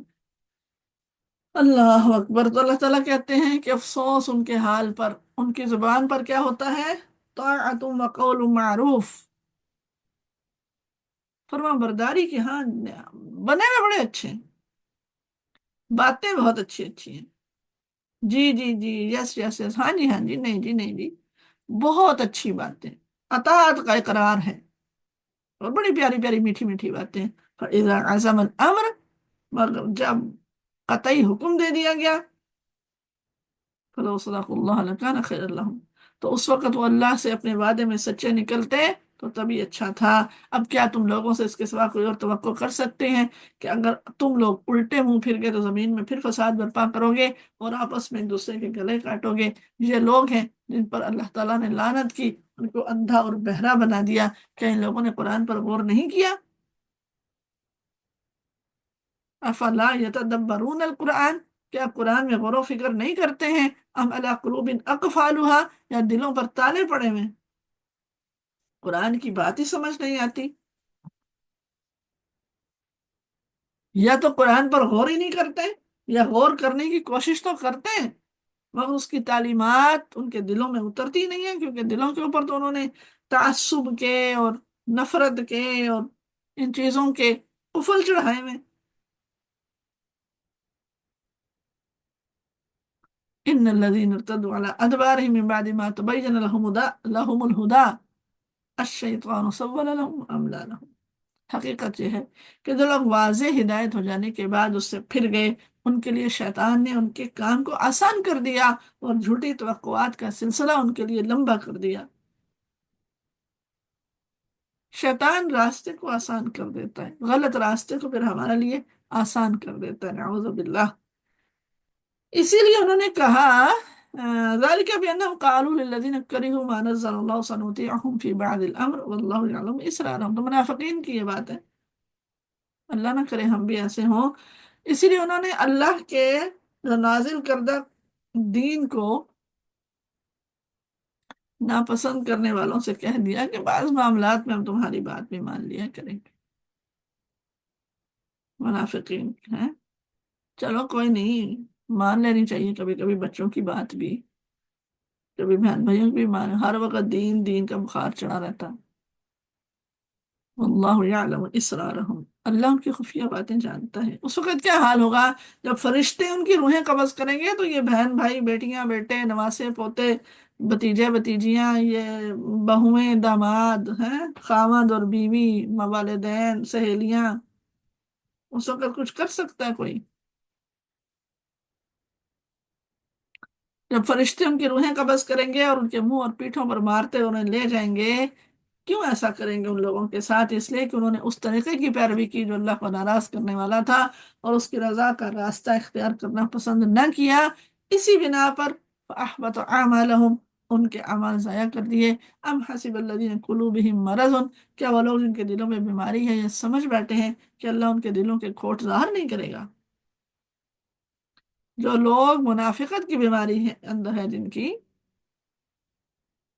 اللہ کے ساتھ بھی اور اللہ کی مخلوق کے ساتھ بھی، اوپر سے کچھ ہے اندر سے کچھ ہے، تو کیا اللہ ان کے دلوں کے کھوٹ کو ظاہر نہیں کرے گا؟ اللہ تو ہر کھوٹ قیامت کے دن ظاہر کر دے گا۔ اسی لیے اخلاص بڑی چیز ہے، اللہ کی مخلوق کے ساتھ مخلص ہونا، اللہ کے دین کے ساتھ مخلص ہونا، اللہ کے ساتھ مخلص ہونا، اپنے رشتوں کے ساتھ جو اللہ نے جن کے حقوق بتائے ان کے ساتھ مخلص ہونا، یہ بڑا اہم ہے۔ ورنہ اوپر سے کچھ اندر سے کچھ، یہ تو پھر کھوٹ اگر دنیا میں نہیں تو آخرت میں ظاہر ہوگا۔ کیا اللہ ان کے دلوں کے کھوٹ نہیں ظاہر کرے گا؟ ہم چاہیں تو انہیں تم کو آنکھوں سے دکھا دیں، اور ان کے چہروں سے آپ اے نبی صلی اللہ علیہ وسلم انہیں پہچان لو، جو اوپر سے تو بڑے اچھے اچھے بن کر آ رہے ہیں آپ کے پاس لیکن ہیں منافق۔ اللہ تعالیٰ کہتے ہیں وَلَتَعْرِفَنَّهُمْ فِي لَحْنِ الْقَوْلِ، اے حبیب آپ ان کے انداز کلام سے تو جان ہی جاتے ہوں گے۔ وَاللَّهُ يَعْلَمُ أَعْمَالَكُمْ، اللہ تم سب کے اعمال سے واقف ہے۔ بعض اوقات پتہ چل جاتا ہے، بعض اوقات پتہ چل جاتا ہے بندے کا، بعض اوقات نہیں بھی پتہ چلتا۔ ہم ضرور تم لوگوں کو آزمائش میں ڈالیں گے تاکہ تمہارے حالات کو جانچیں اور دیکھیں کہ تم میں مجاہد کون ہے، تم میں مجاہد کون ہے، اور تم میں صبر کرنے والا کون ہے، ثابت قدم کون ہے۔ جن لوگوں نے کفر کیا اور اللہ کی راہ سے روکا اور رسول سے جھگڑا کیا جبکہ ان پر براہ راست یہ بات واضح ہو چکی تھی، در حقیقت وہ اللہ کا کوئی نقصان نہیں کرتے بلکہ اللہ ہی ان کا سب کیا کرایہ غارت کر دے گا۔ اے لوگو جو ایمان لائے ہو، اللہ کی اطاعت کرو، رسول کی اطاعت کرو۔ وَلَا تُبْطِلُوا أَعْمَالَكُمْ، اپنے اعمال کو ضائع نہ کر دینا، ایمان والو اپنے اعمال کو ضائع نہ کر دینا۔ اعمال کے فائدہ مند ہونے اور اعمال کے نتیجہ خیز ہونے کا سارا انحصار اللہ اور اس کے رسول کی اطاعت پر ہے۔ جو اللہ کی اطاعت سے پھر جائے گا اور اس کے بعد کوئی بھی عمل خیر نہیں ہوتا کہ انسان کو اس کا اجر ملے. تو اللہ تعالیٰ فرما رہے ہیں ایمان والو، اللہ کی اطاعت کرو، رسول کی اطاعت کرو، اپنے اعمال کو ضائع نہ کرو. ہم کیا کرتے ہیں؟ من مانی زندگی گزارتے ہیں. ہم دین میں بھی کہتے ہیں میرا دل کرتا ہے میں یہ کام کروں، میرا دل کرتا ہے، ایسے بڑا مزہ آتا ہے، مل جل کے یہ کام کر لینا بڑا مزہ آئے گا. اللہ اور رسول کی اطاعت کہاں گئی؟ اللہ اور رسول کی اطاعت مزہ مزہ لینے کے لیے تھوڑی ہوتی، وہ تو فرما برداری کا نام ہے. ہر وہ عمل، چاہے وہ دنیاوی اعتبار سے ہے وہ دینی اعتبار سے ہے، جب اللہ اور اس کے رسول کی اطاعت میں سے نکل کر کیا جائے گا تو عمل خیر نہیں ہوتا کہ اس پر اجر ملے، دیکھنے میں چاہے وہ کتنا ہی اچھا کیوں نہ لگے. ہم ضائع کر رہے ہوتے ہیں اپنے اعمال کو. یہ ہے وہ بات جو لب لباب ہے کہ اعمال کیسے کرنے ہیں، جیسے اللہ کے رسول نے بتائے، آپ کے صحابہ نے کیے. ٹھیک ہے؟ کفار والے اعمال، غیر مسلم لوگوں والے اعمال، مغرب والے اعمال، جو ان کے کلچر ان کی تہذیب کا حصہ ہیں، وہ اعمال نہیں کرنے ہیں. جو ہندوؤں والے ہیں، جو سکھوں والے ہیں، جو ان کی پہچان ہے، جو ان سے نکلے ہیں، جو اسلام کی شکل نہیں ہے، وہ تو نہیں کرنے. ورنہ اعمال پر پھر لگایا ہوا مال بھی برباد ہے، پھر وقت بھی برباد ہے، سب کچھ برباد ہو جاتا ہے.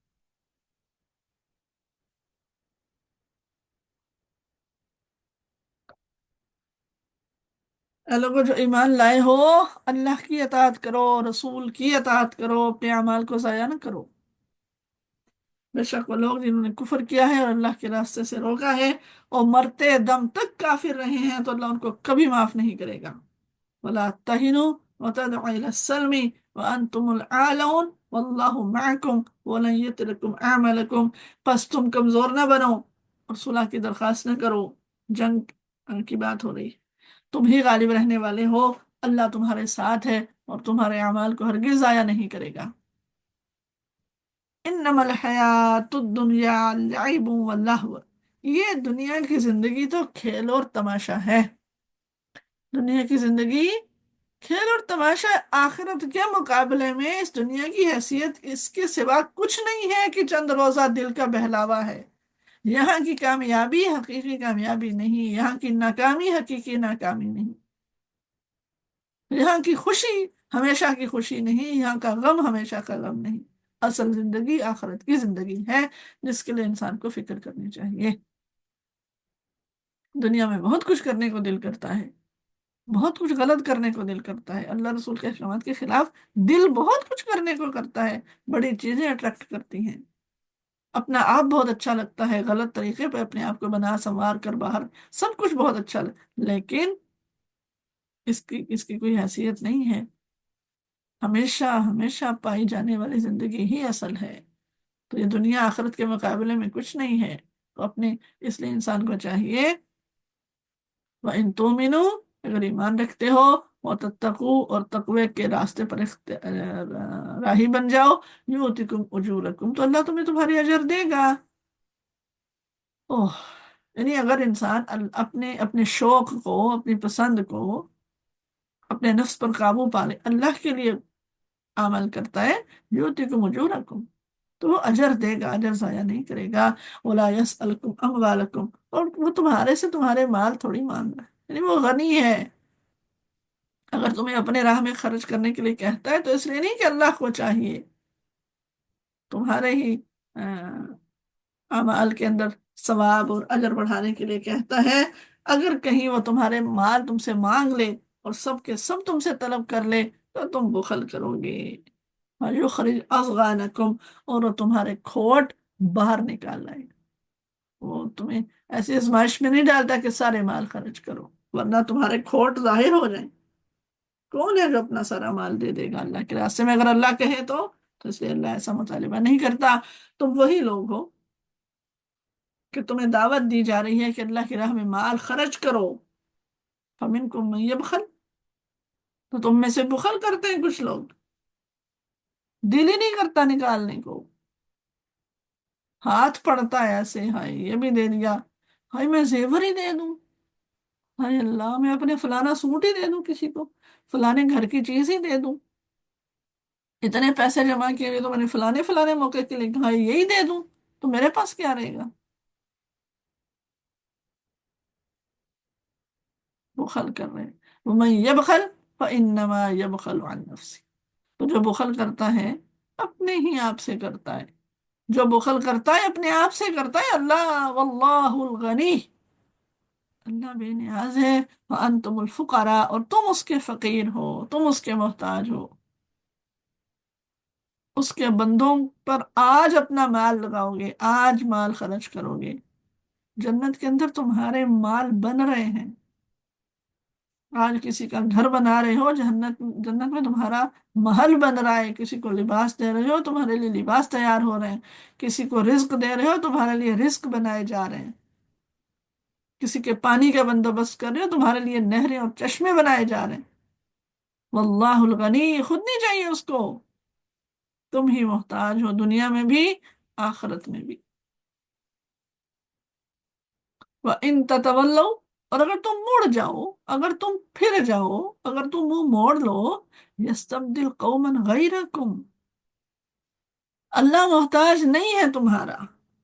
اگر تم اللہ کے راستے میں محنت نہیں کرو گے، تم اللہ کے راستے میں جد و جہد نہیں کرو گے، تم اللہ کے راستے میں وقت نہیں لگاؤ گے، تم اللہ کے لیے قربانی نہیں دو گے، تم اللہ کے احکامات پر عمل نہیں کرو گے، تو یستبدل قوما غیرکم، تمہاری جگہ کسی اور قوم کو لے آئے گا، ثم لا یکونوا مثالکم، وہ تمہارے جیسے نہیں ہوں گے، اس کے مان کر چلنے والے ہوں گے، وہ ایسے ہوں گے کہ وہ سمجھوتے کرنے والے نہیں، قربانیاں دینے والے ہوں۔ اللہ تعالیٰ سے دعا ہے کہ اللہ رب العالمین ہمیں ہی ان لوگوں میں شامل کر لیں جو اللہ کے راستے میں وقت لگانے والے ہیں، صلاحیتیں لگانے والے ہیں، اولادیں لگانے والے ہیں، پسندیں چھوڑنے والے ہیں، مال خرچ کرنے والے ہیں، قربانیاں دینے والے لوگ ہیں، تاکہ اللہ تعالیٰ ہمیں دوسرے لوگوں سے تبدیل نہ کرے۔ جب اللہ تبدیل کر دیتا ہے نا، تو پھر کیا ہوتا ہے، جس کو وہ تبدیل کرتا ہے جو، وہ تو پھر خسارے میں، تو خود محنت کرنے والے ہم بن جائیں اللہ کے لیے، اللہ کے نظام کے لیے، اللہ کے دین کو قائم رکھنے کے لیے، اپنی اپنی جگہ کے اوپر۔ اللہ اکبر کبیرہ۔ سورة الفتح۔ بسم اللہ الرحمن الرحیم۔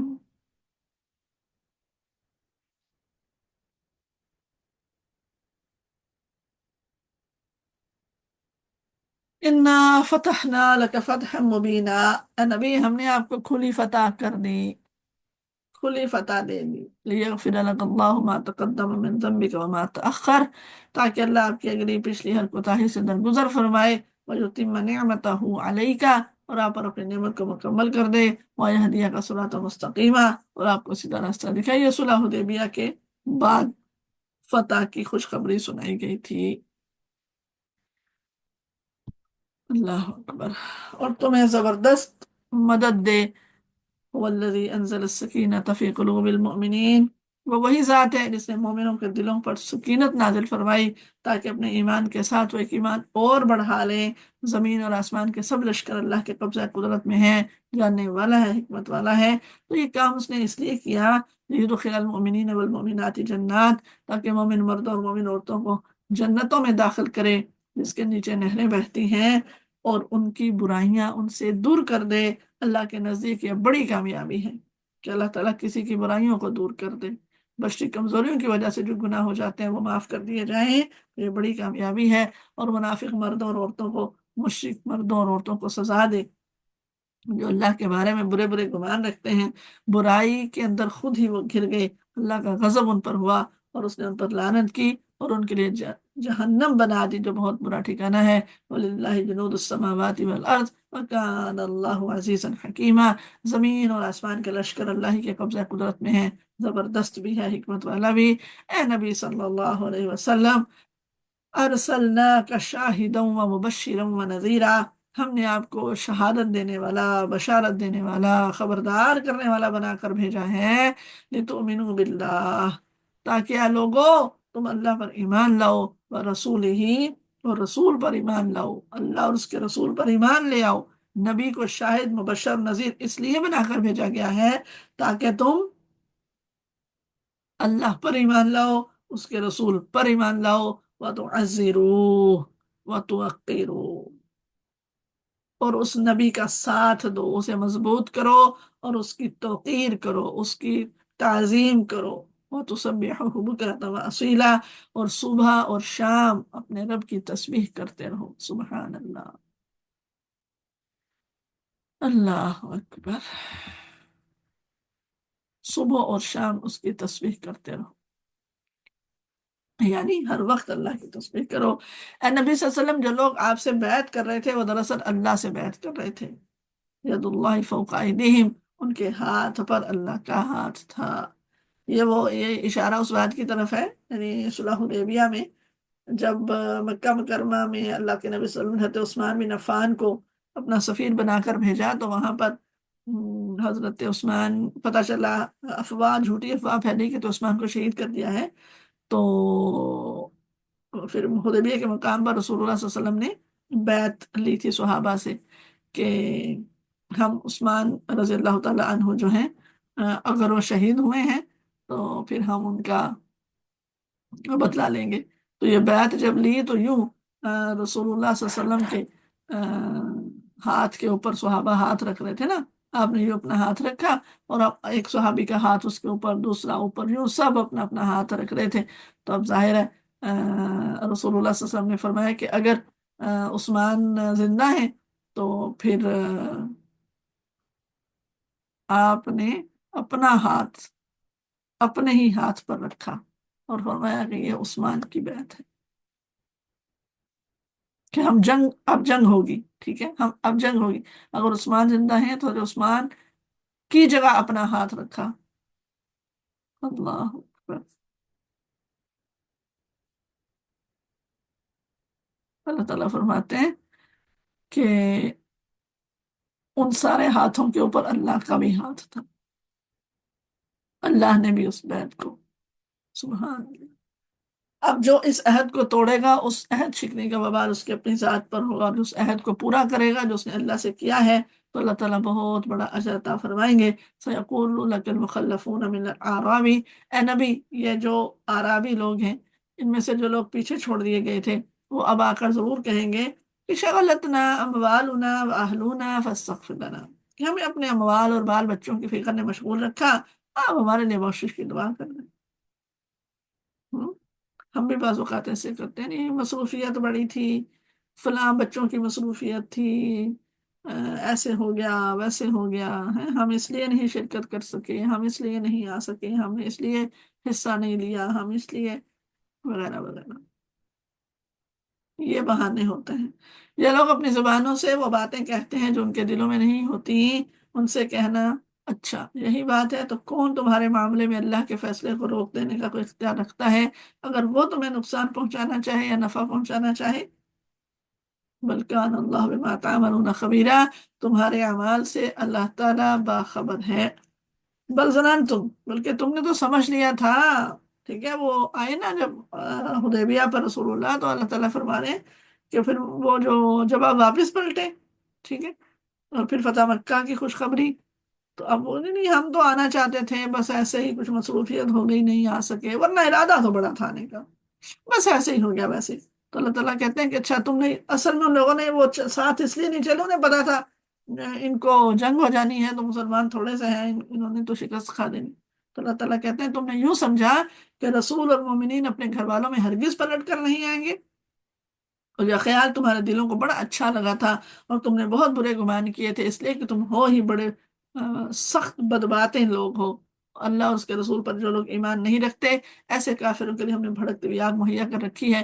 آسمان اور زمین کی بادشاہی کا مالک اللہ ہے، جسے معاف کرے اور جسے چاہے سزا دے، بڑا بخشنے والا، رحم کرنے والا ہے۔ سيقول المخلفون اذا انطلقتم الى مغانم، جب تم مال غنیمت حاصل کرنے کے لیے جانے لگو گے تو یہ پیچھے چھوڑے جانے والے لوگ تم سے ضرور کہیں گے ہمیں بھی اپنے ساتھ چلنے دو، یہ چاہتے ہیں کہ اللہ کے فرمان کو بدل دیں۔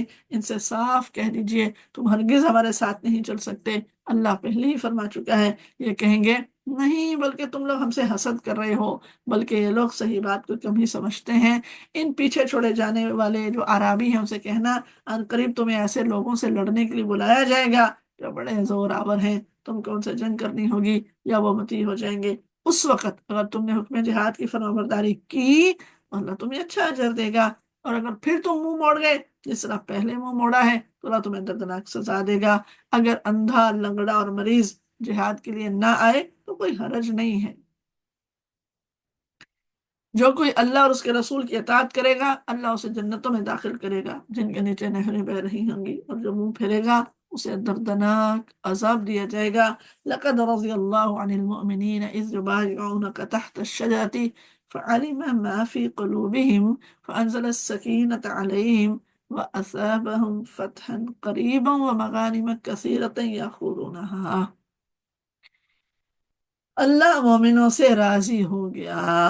کن مومنوں سے؟ جب وہ درخت کے نیچے آپ سے بیعت کر رہے تھے، حدیبیہ کے مقام پر جو صحابہ سے بیعت لی، بیعت رضوان، ٹھیک ہے؟ تو اللہ تعالیٰ فرما رہے ہیں کہ اس بیعت رضوان سے، اسی لیے رضوان کہا جاتا ہے نا کہ اللہ ان سے راضی ہو گیا، ٹھیک ہے؟ انہوں نے اس بات کی بیعت کی تھی کہ وہ بالکل اللہ کے رسول اگر ہمیں جنگ کے لیے کہیں گے تو ہم کوئی ذرا برابر تعامل نہیں کریں گے، اپنی جان کی بازی لگا دیں گے۔ 1400 لوگ تھے، احرام کے اندر تھے، حالانکہ کوئی ان کا بڑا خلوص والا معاملہ تھا۔ اللہ اکبر! تو ایسے شاندار ساتھیوں کے بارے میں اللہ تعالیٰ کہتے ہیں اللہ تعالیٰ نے ان کو آ، اپنی خوشنودی، اپنے رضا کی سند عطا کی تھی۔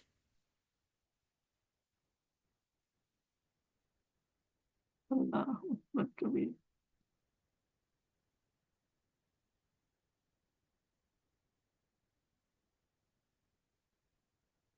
اوہ،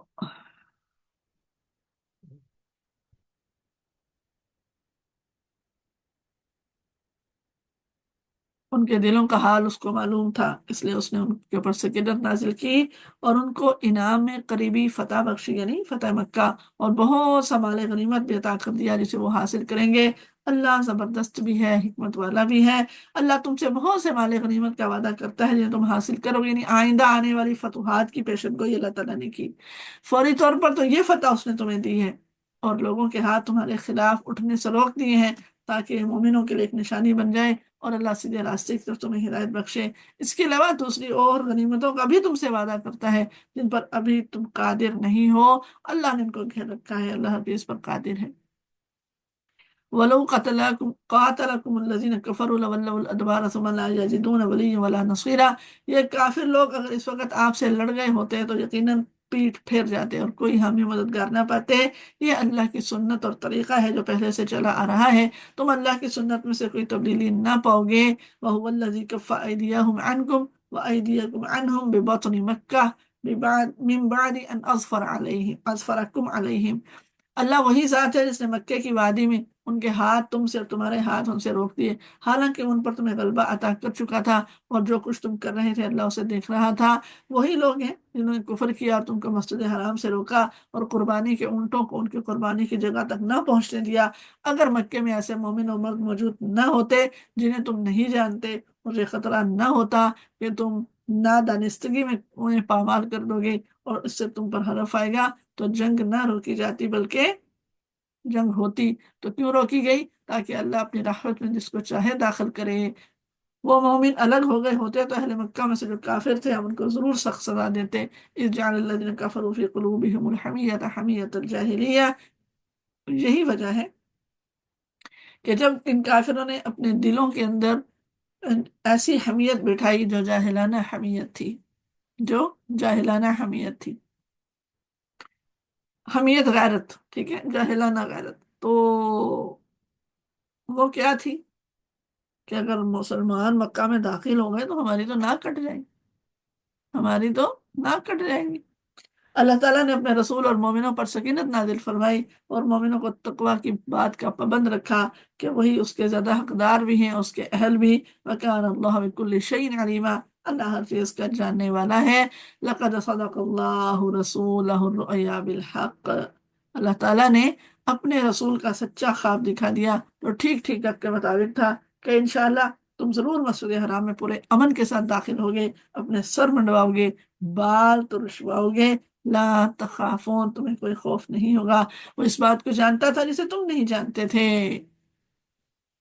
فَجَعَلَ مِن دُونِ ذَلِكَ فَتْحًا قَرِيبًا، اس لیے وہ خواب پورا ہونے سے پہلے اس نے قریبی فتح تم کو۔ خواب کیا؟ اللہ کے نبی نے خواب دیکھا تھا نا کہ آپ مکہ، آپ عمرہ کر رہے ہیں، تو نبیوں کے خواب بھی سچ ہوتے ہیں۔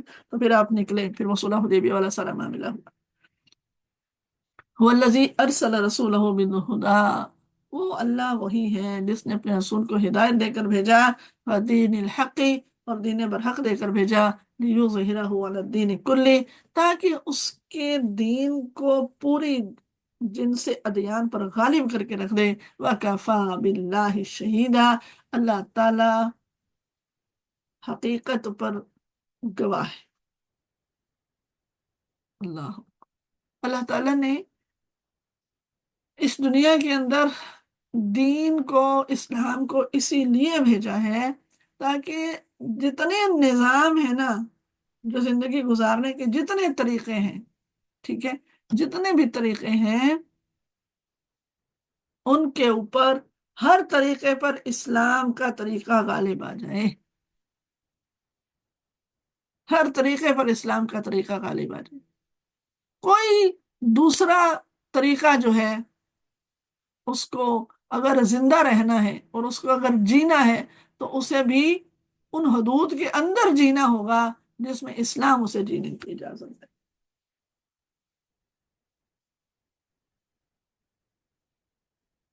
غلبہ دین، دین غالب،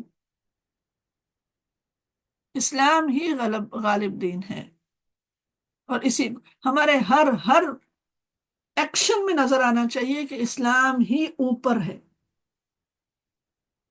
ہمارے ہر، کہ اسلام اوپر رہے گا، برتر رہے گا، اہمیت اسلامی طریقے کو ہی ہوگی، اسلام ہی، اسلامک کلچر ہی واضح ہوگا۔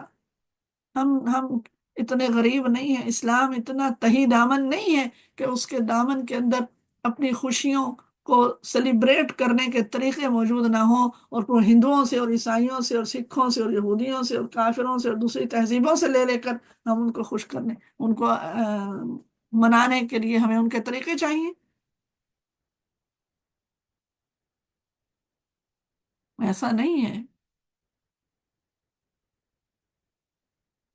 محمد الرسول اللہ، محمد اللہ کے رسول، والذین معہ، اور ان کے جو ساتھی ہیں، اشداء علی الکفار، کافروں پر سخت ہیں، رحماء بینہم، آپس میں بڑے رحیم ہیں، تراہم رکعا سجدا، تم جب انہیں دیکھو گے رکوع اور سجود کے اندر، یبتغون فضلا من اللہ، وہ اللہ کے فضل تلاش کریں گے، ورضوان، اور اس کی رضوان تلاش کریں گے، سیماہم فی وجوہہم من اثر السجود، سجدوں کے اثرات ان کے چہروں پر موجود ہیں جن سے وہ پہچانے جاتے ہیں۔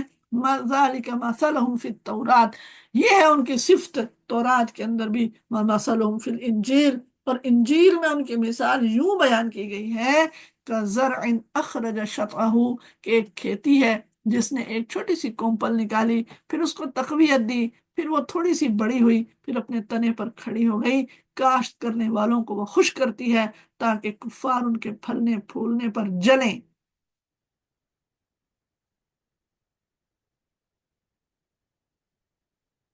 وعد اللہ، اللہ کا وعدہ ہے ان لوگوں کے لیے جو ایمان لائے، جنہوں نے نیک عمل کیے، اللہ نے ان سے مغفرت کا اور بڑے اجر کا وعدہ فرمایا ہے۔ یہ صحابہ کرام کی اللہ تعالیٰ نے شان بیان کی کہ صحابہ کا ذکر تورات میں بھی ہے، انجیل میں بھی ہے۔ تو اب اگر تورات اور انجیل کو ماننے والے نہ مانے تو کافر ہی ہوئے نا۔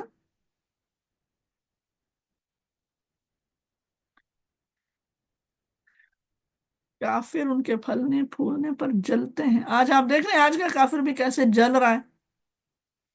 آج کا کافر بھی جلتا ہے نا، جب وہ باطل نظام جلتا ہے، جب وہ جس کو ایسے گروہ کو دنیا کے اندر، جس کو اس نے تھوڑا سمجھ کر پیس ڈالنے کی اپنی ساری کوشش کی، سپر پاورز کے ساتھ مل کر، بڑے بڑے ہتھیاروں کے ساتھ چپا چپا تباہ و برباد کر کے رکھ دیا،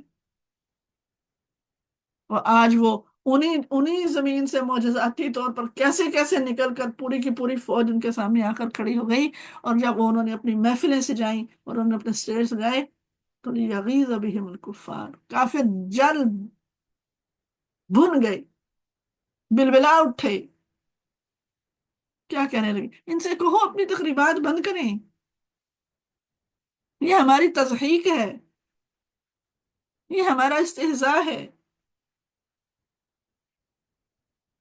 کافروں کو جلانا، تم ظالم ہو، جلو۔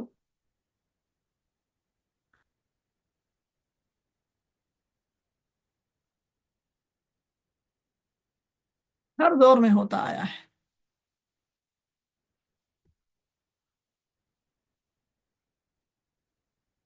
سورۃ الحجرات، آیت نمبر 4 کے اندر آیا ہے لفظ حجرات۔ اللہ اکبر کبیرہ۔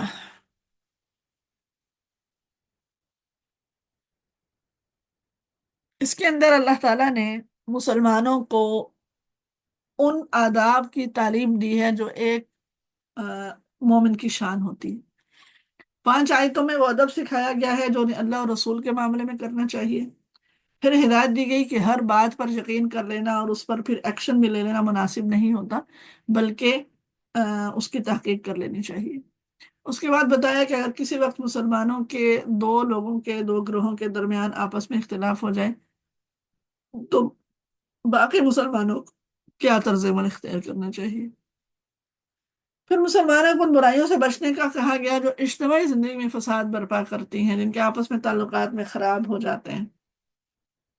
پھر وہ جو قومی اور نسلی ہوتا ہے نا، فخر و غرور اور امتیازات، ان کو بتایا گیا ہے، ان کو توڑا گیا ہے، اور بتایا گیا ہے کہ دنیا کے اندر جو ہے وہ اصل چیز قبیلہ اور قوم نہیں ہے، نسل نہیں ہے، بلکہ اخلاق اصل چیز ہے۔ پھر فرمایا گیا کہ اصل چیز ایمان کا زبانی دعویٰ نہیں ہوتا، بلکہ عمل نظر آنا چاہیے، اور حقیقت میں وہی مومن ہوتے ہیں جو یہ روش اختیار کرتے ہیں اور ان کی زندگیوں کے اندر ایمان اور اسلام جو ہے وہ غالب نظر آتا ہے۔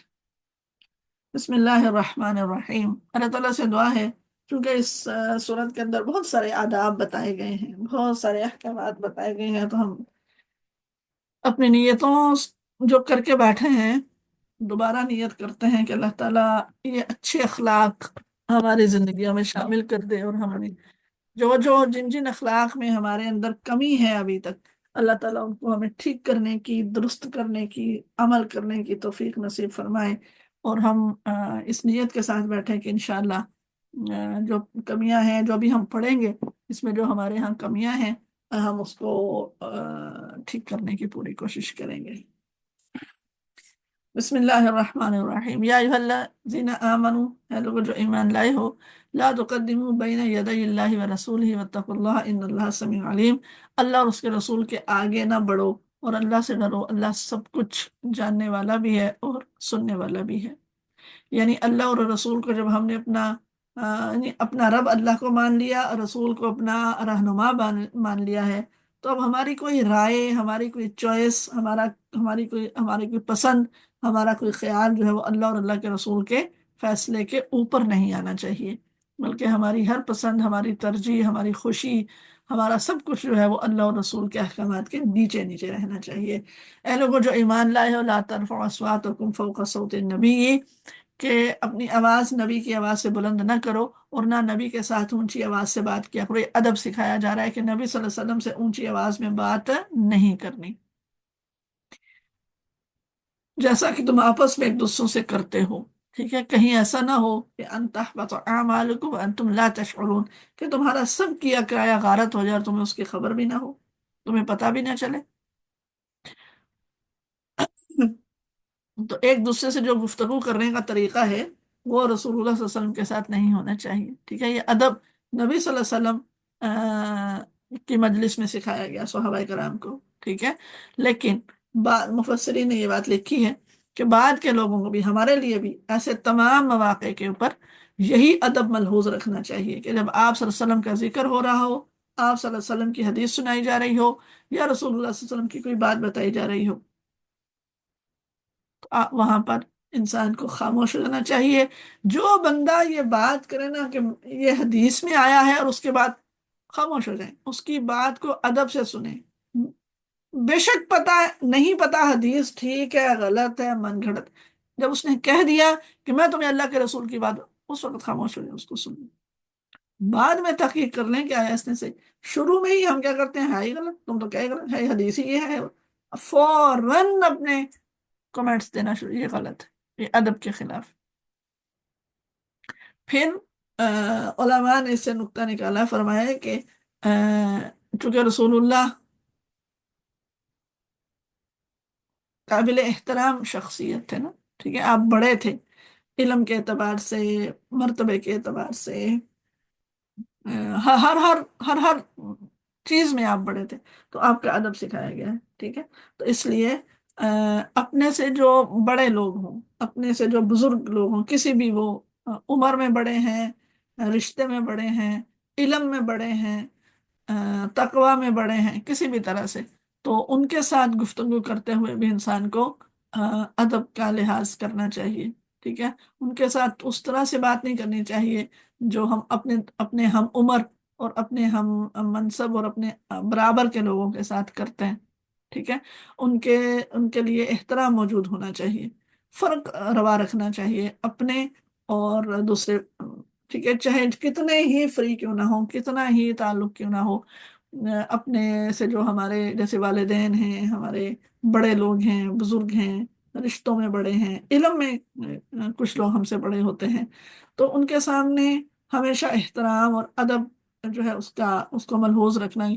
ہاں، ہم آپس میں جو سب برابر لوگ ہیں ان کے ساتھ مذاق ہنسی سب چلتا ہے، اور کسی بھی لیول کا ہم کر لیتے ہیں، لیکن جو جس درجے میں جتنا بڑا ہوگا نا، اس کا احترام لازم ہے، ٹھیک ہے؟ اس آیت کے تو فرمایا کہ رسول اللہ صلی اللہ علیہ وسلم کے بارے میں فرمایا کہ تمہارا رسول صلی اللہ علیہ وسلم کے ساتھ بے ادبی کرنا جو ہے یہ اعمال کو ضائع کر دینے کے برابر ہے، استغفر اللہ۔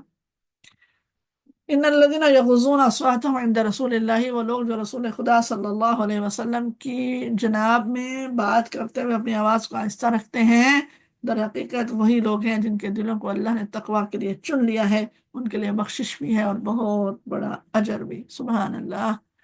یعنی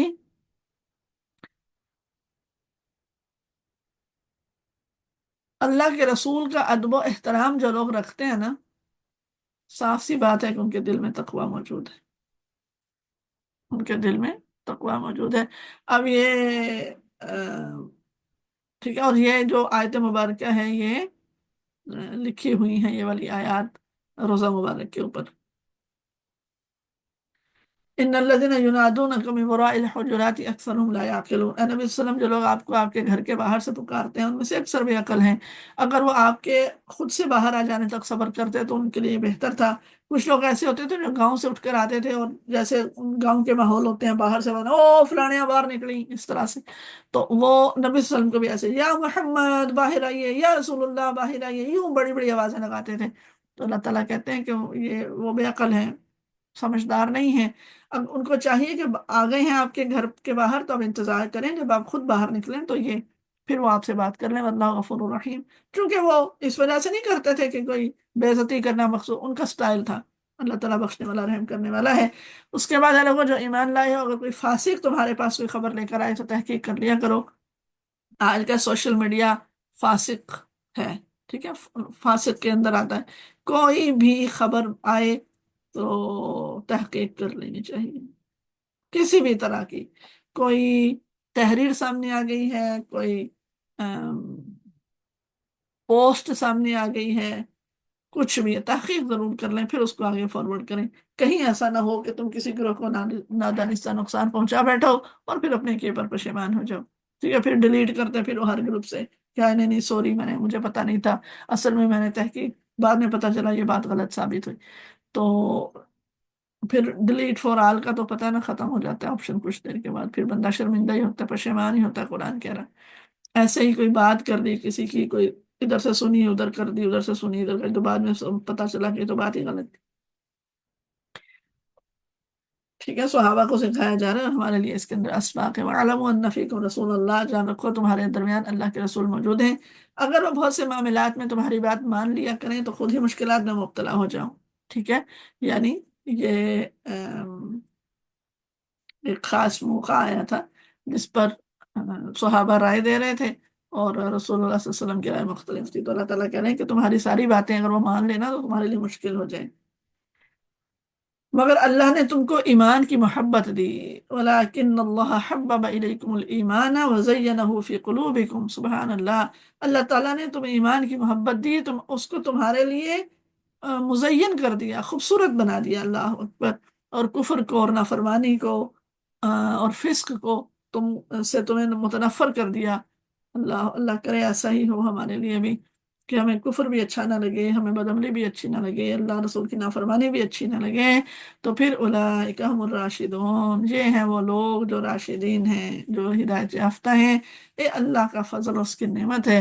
वल्लाहु अलीमुन हकीम, अल्लाह जानने वाला हिकमत वाला है।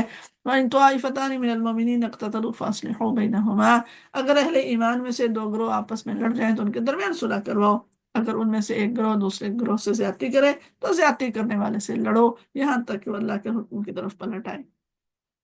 फिर अगर वो पलट आए तो उनके दरमियान अदल के साथ सुलह करा दो। उन लोगों के दरमियान इख्तिलाफ हो गया तो अब उनके दरमियान चाहिए इंसान को कि सुलह करवाएं, और जो ज्यादती करने वाला है उसको बताएं कि आप गलत कर रहे हैं, आप ज्यादती कर रहे हैं। तो अगर ज्यादती करने वाला अपनी ज्यादती को मान जाता है तो फिर उनके दरमियान सुलह करवा दें। फिर बात का बतंगड़ ना बनाएं, लकीर को मत पीटें, और बस आगे चलने की कोशिश करें। हम हमारे यहाँ खानदानों में, लोगों में, अफराद में, जमातों में इख्तिलाफ हो जाता है, तो हम तो उस इख्तिलाफ की जान ही नहीं छोड़ना है। ठीक है, हमने उसको नहीं छोड़ना, बस वो इख्तिलाफ नस्लों में बाकी रहेगा। अक्सितु, अल्लाह कहते हैं इंसाफ करो भाई, जिंदगी को आगे चलाओ। बेशक अल्लाह ताला इंसाफ करने वालों को पसंद करता है। मोमिन एक दूसरे के भाई हैं। फस्लिहू बैना अखवैकुम, अपने भाइयों के दरमियान सुलह करवा दिया करो, ताल्लुकात को ठीक रखो, अल्लाह से डरो, उम्मीद है कि तुम पर रहम किया जाएगा।